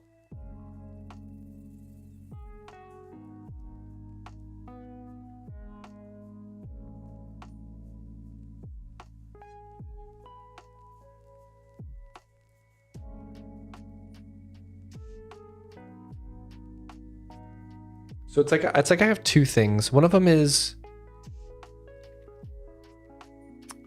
shoot. One of them is I want to point towards the target.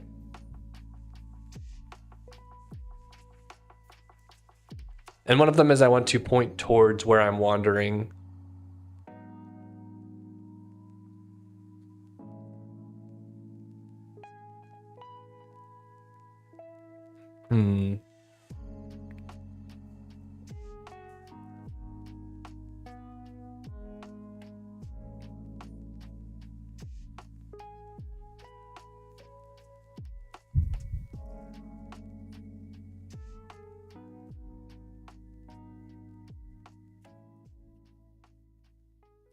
I think I'll do this, else anim.mirror to movement.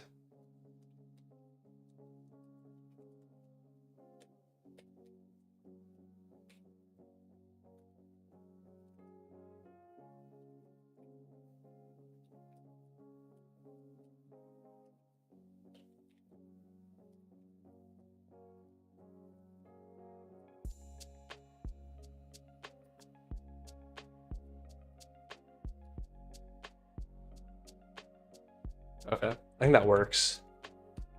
We need to add another mirror.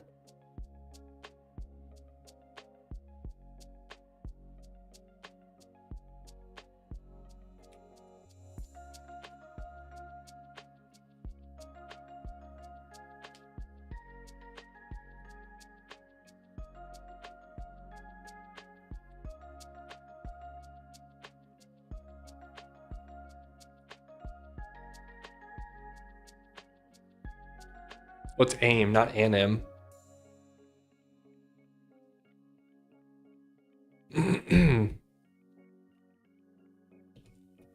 Okay.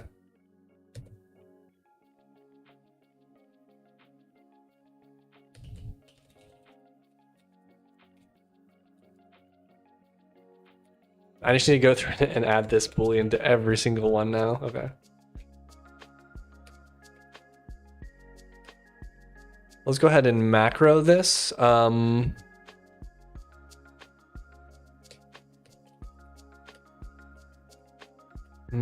Might be hard to do a macro because of that. I guess if I go backwards, I could maybe do it.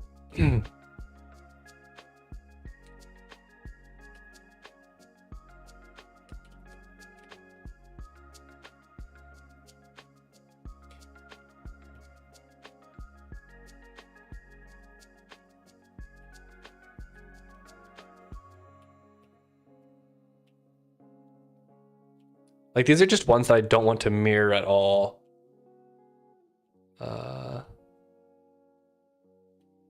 Eventually we'll see one that we've already done.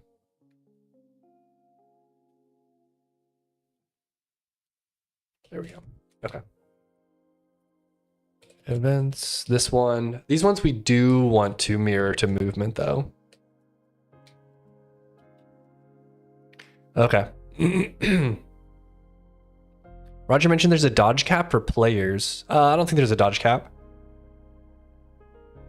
There's just not enough items to really make your dodge that high. Wait,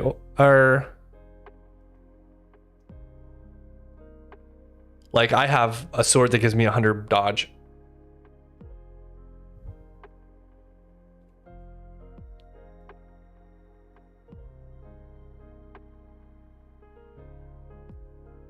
But now I'm trying to remember if I only allow that on the moderator accounts. No, I don't think I do any checks like that. I don't think there is a dodge cap.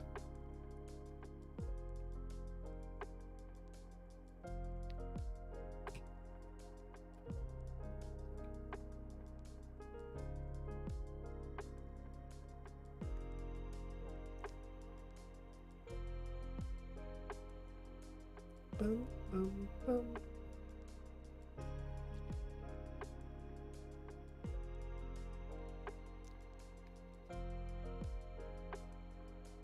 The quadruple S system for societal sanitation vibes much. Yeah, I was gonna actually name the stream something different that didn't have an S at the last one. I was gonna write like rework or something. And I was like, you know what? I have 3 S's already.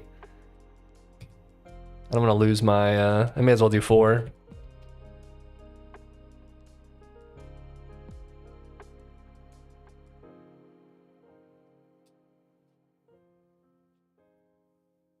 May as well do 4.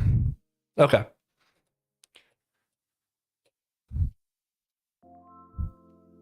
Sandy Shore, exactly. A lot of S's in this game.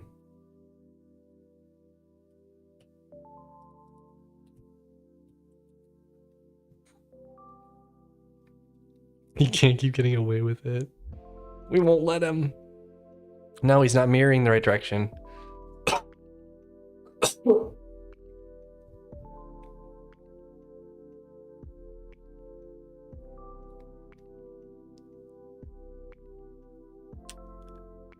Sunscript Sands, yep. Every biome is 2 S's. In fact, every single item name is 2 S's as well. Disable. I wonder if I forgot to do it in here. No, I didn't. Boom, boom, boom.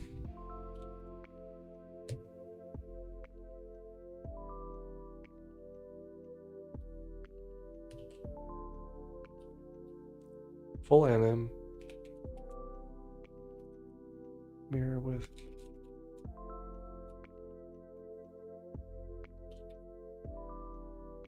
What is this?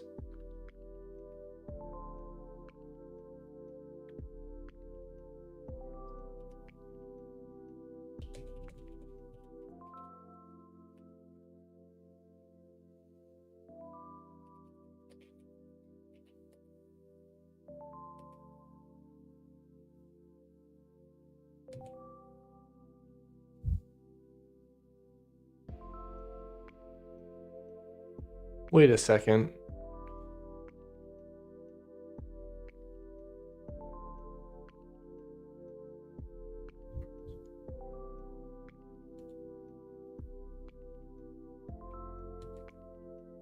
I am so confused now.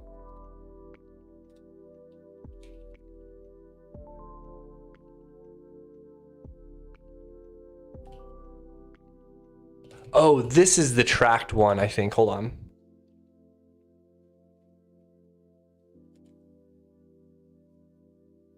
Yeah, that's the tracked one. So,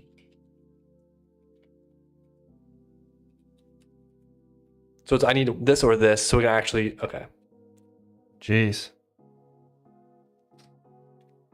I'm literally shaking right now. Golang versus Java 21. I think Java 21 has assembly. I think Java 21 assembly is better compiled. I don't know. I haven't done Java in several years now. I don't even know what Java version they're on right now. Is 21 the latest? But obviously Golang is better.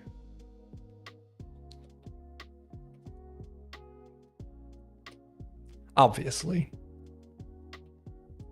That's because Golang is the best language.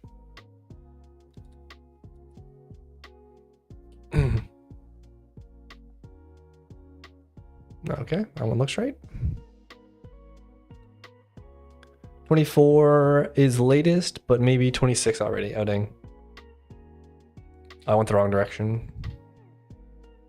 All right, that one's going the wrong direction.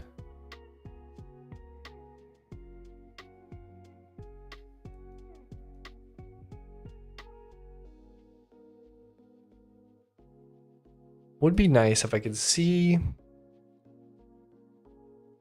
All right, that one's the wrong direction.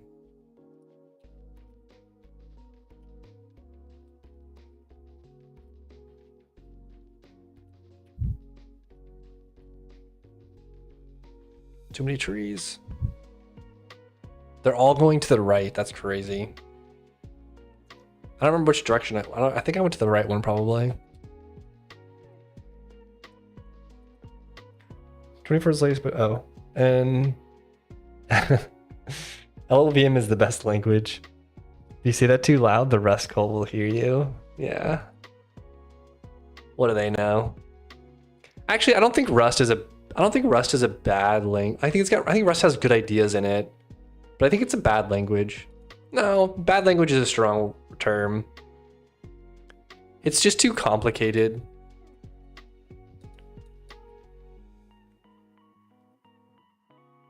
All right, he's rotating the right direction now.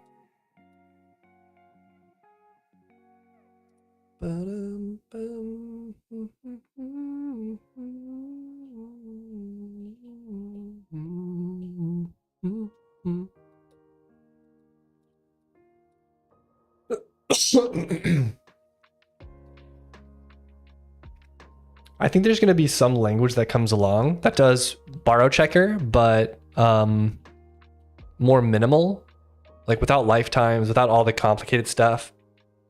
It's going to be like more of like a C version of, or it'll be like a mix between Odin and Rust. And that's like my dream language. Odin, Rust, and Go.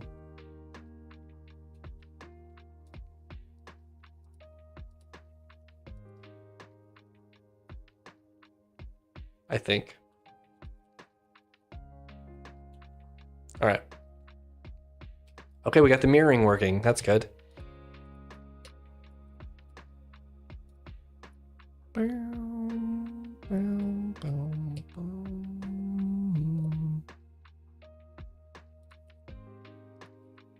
Man, that took forever to figure out.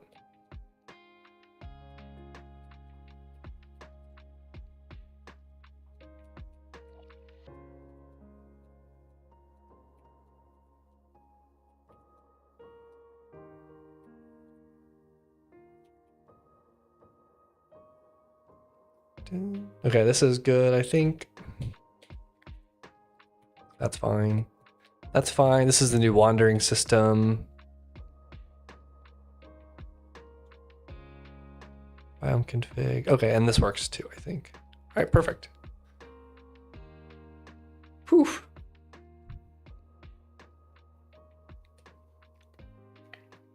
Okay, we added one new phase, and then we added, at least we have the movement behaviors working for them. I just need to make them into fights. Or I need to make them into proper monsters that you attack, because they don't really shoot any weapons yet. So I'll have to do that next. How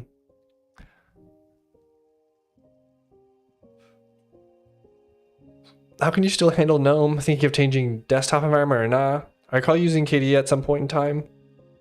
Yeah, I did use KDE. I like GNOME. There's this plugin called Just Perfection or something like that I use, and that lets you customize things a little bit better in GNOME.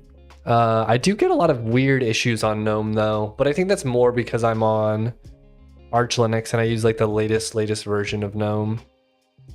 But whenever those things do pop up, it just gets really annoying. Because then you have to like go back or downgrade packages and stuff like that, and it's always a pain.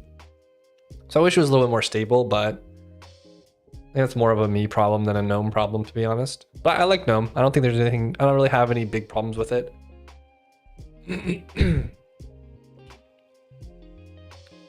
Like it's got most of what I want and what I need, so.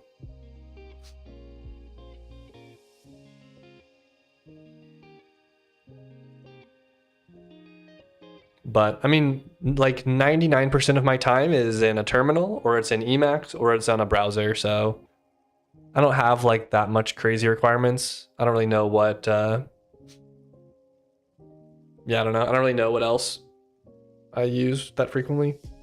Most stuff is all web-based or it's like Emacs for me. So thank you, Go to Code, for the follow. Appreciate it.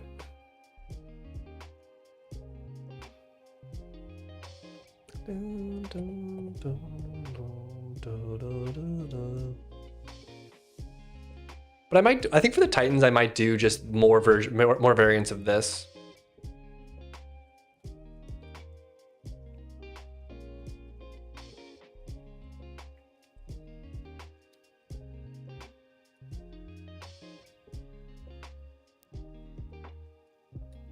Have you ever tried a tiling window manager? I have not. Or I think I've used, what's it, like i3 or something like that? Is that one? W3 or something? Maybe I have used one.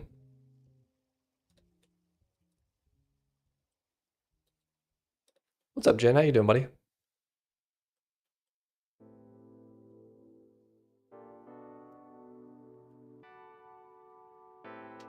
How are you? But the problem, I think the problem I'm gonna have with tiling window managers is just that I already tile so much inside of Emacs. Maybe I don't really understand what tiling managers do, but I tile so much inside of this. If I build hotkeys to tile my windows, I feel like it's gonna be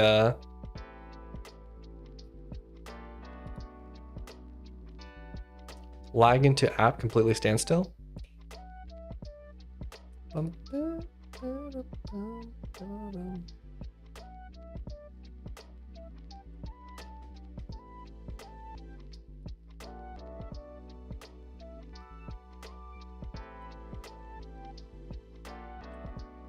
Wait, what app are you lagging? Or is my stream lagging? I get lost in tiling window managers. Steam? Steam or stream? Oh, Mythfall? Is it not working?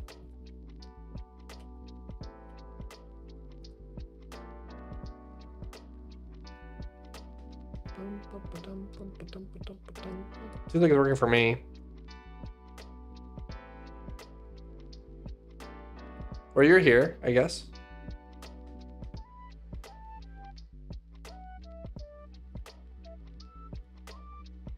I get lost in tiling window managers, but I use GNOME shell extensions, which lets you hold control and move windows into regions you defined. That seems nice. Yeah, it might be fun to try a tiling window manager just to like see how it goes.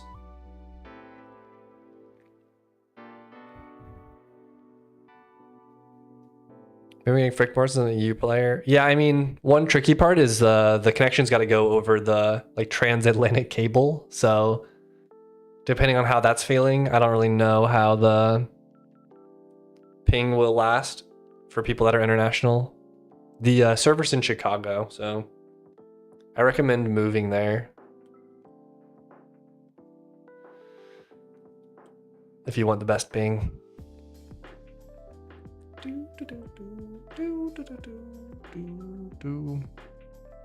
I recommend moving your servers to Central Europe.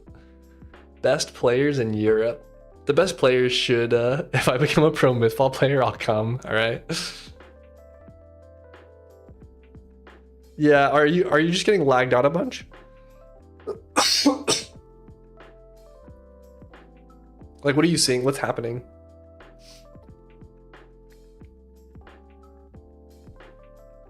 Always around this time? Yeah, I mean, it could just be like when some country wakes up or California wakes up or something like that. Massive lag, enemy standstill, then DC, yeah. Oh, okay. So the app's working, it's just that you're lagging out, basically.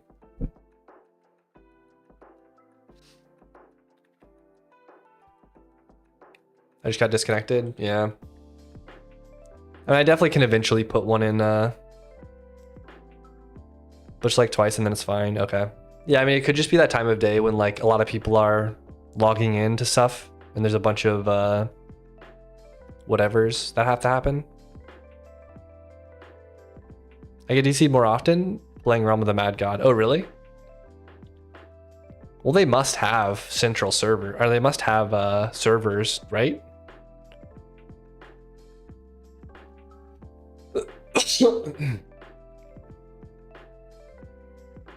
Well, so how my game works is if you lag too much, it just disconnects you. It doesn't try to like save the connection very hard. So like if it hasn't gotten a message in a certain amount of time, it just like says, all right, they disconnected.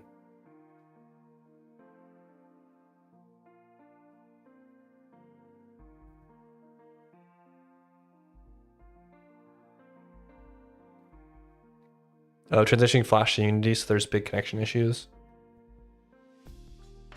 Yeah, I don't know. You'd think that Unity would do a better job. There's something wrong. It really doesn't even bother sending messages to me. I can join, then it dies. Are you in the what's it called?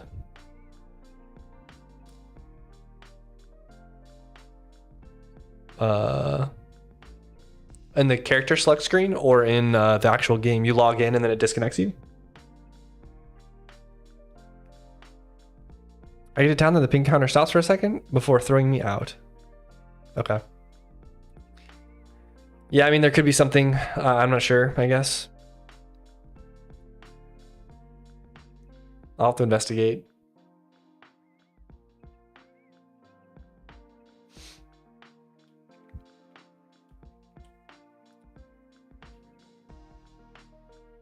Someone's both, but it starts in game. Okay. Someone's in character select screen if I try to connect right after DC. Okay, I could see there being issues if you don't, like if you disconnect, I recommend refreshing.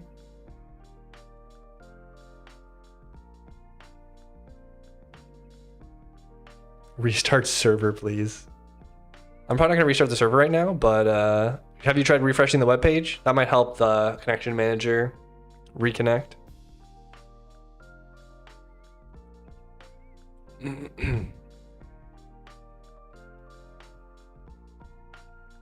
Refreshing each time it happens? Okay.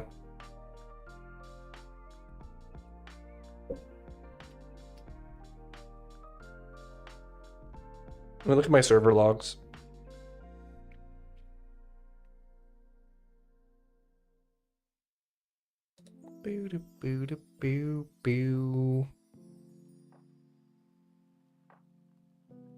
Of course, the hard drive's full. I hate Grafana. I hate all their stuff. It's all terrible.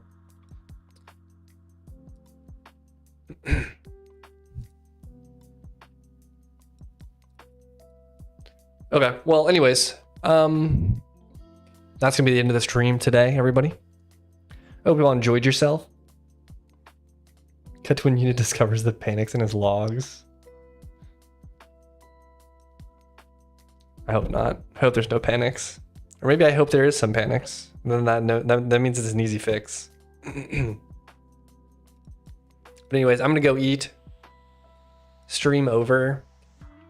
Thank you all. Take care. Have a good day. And I'll see you next time.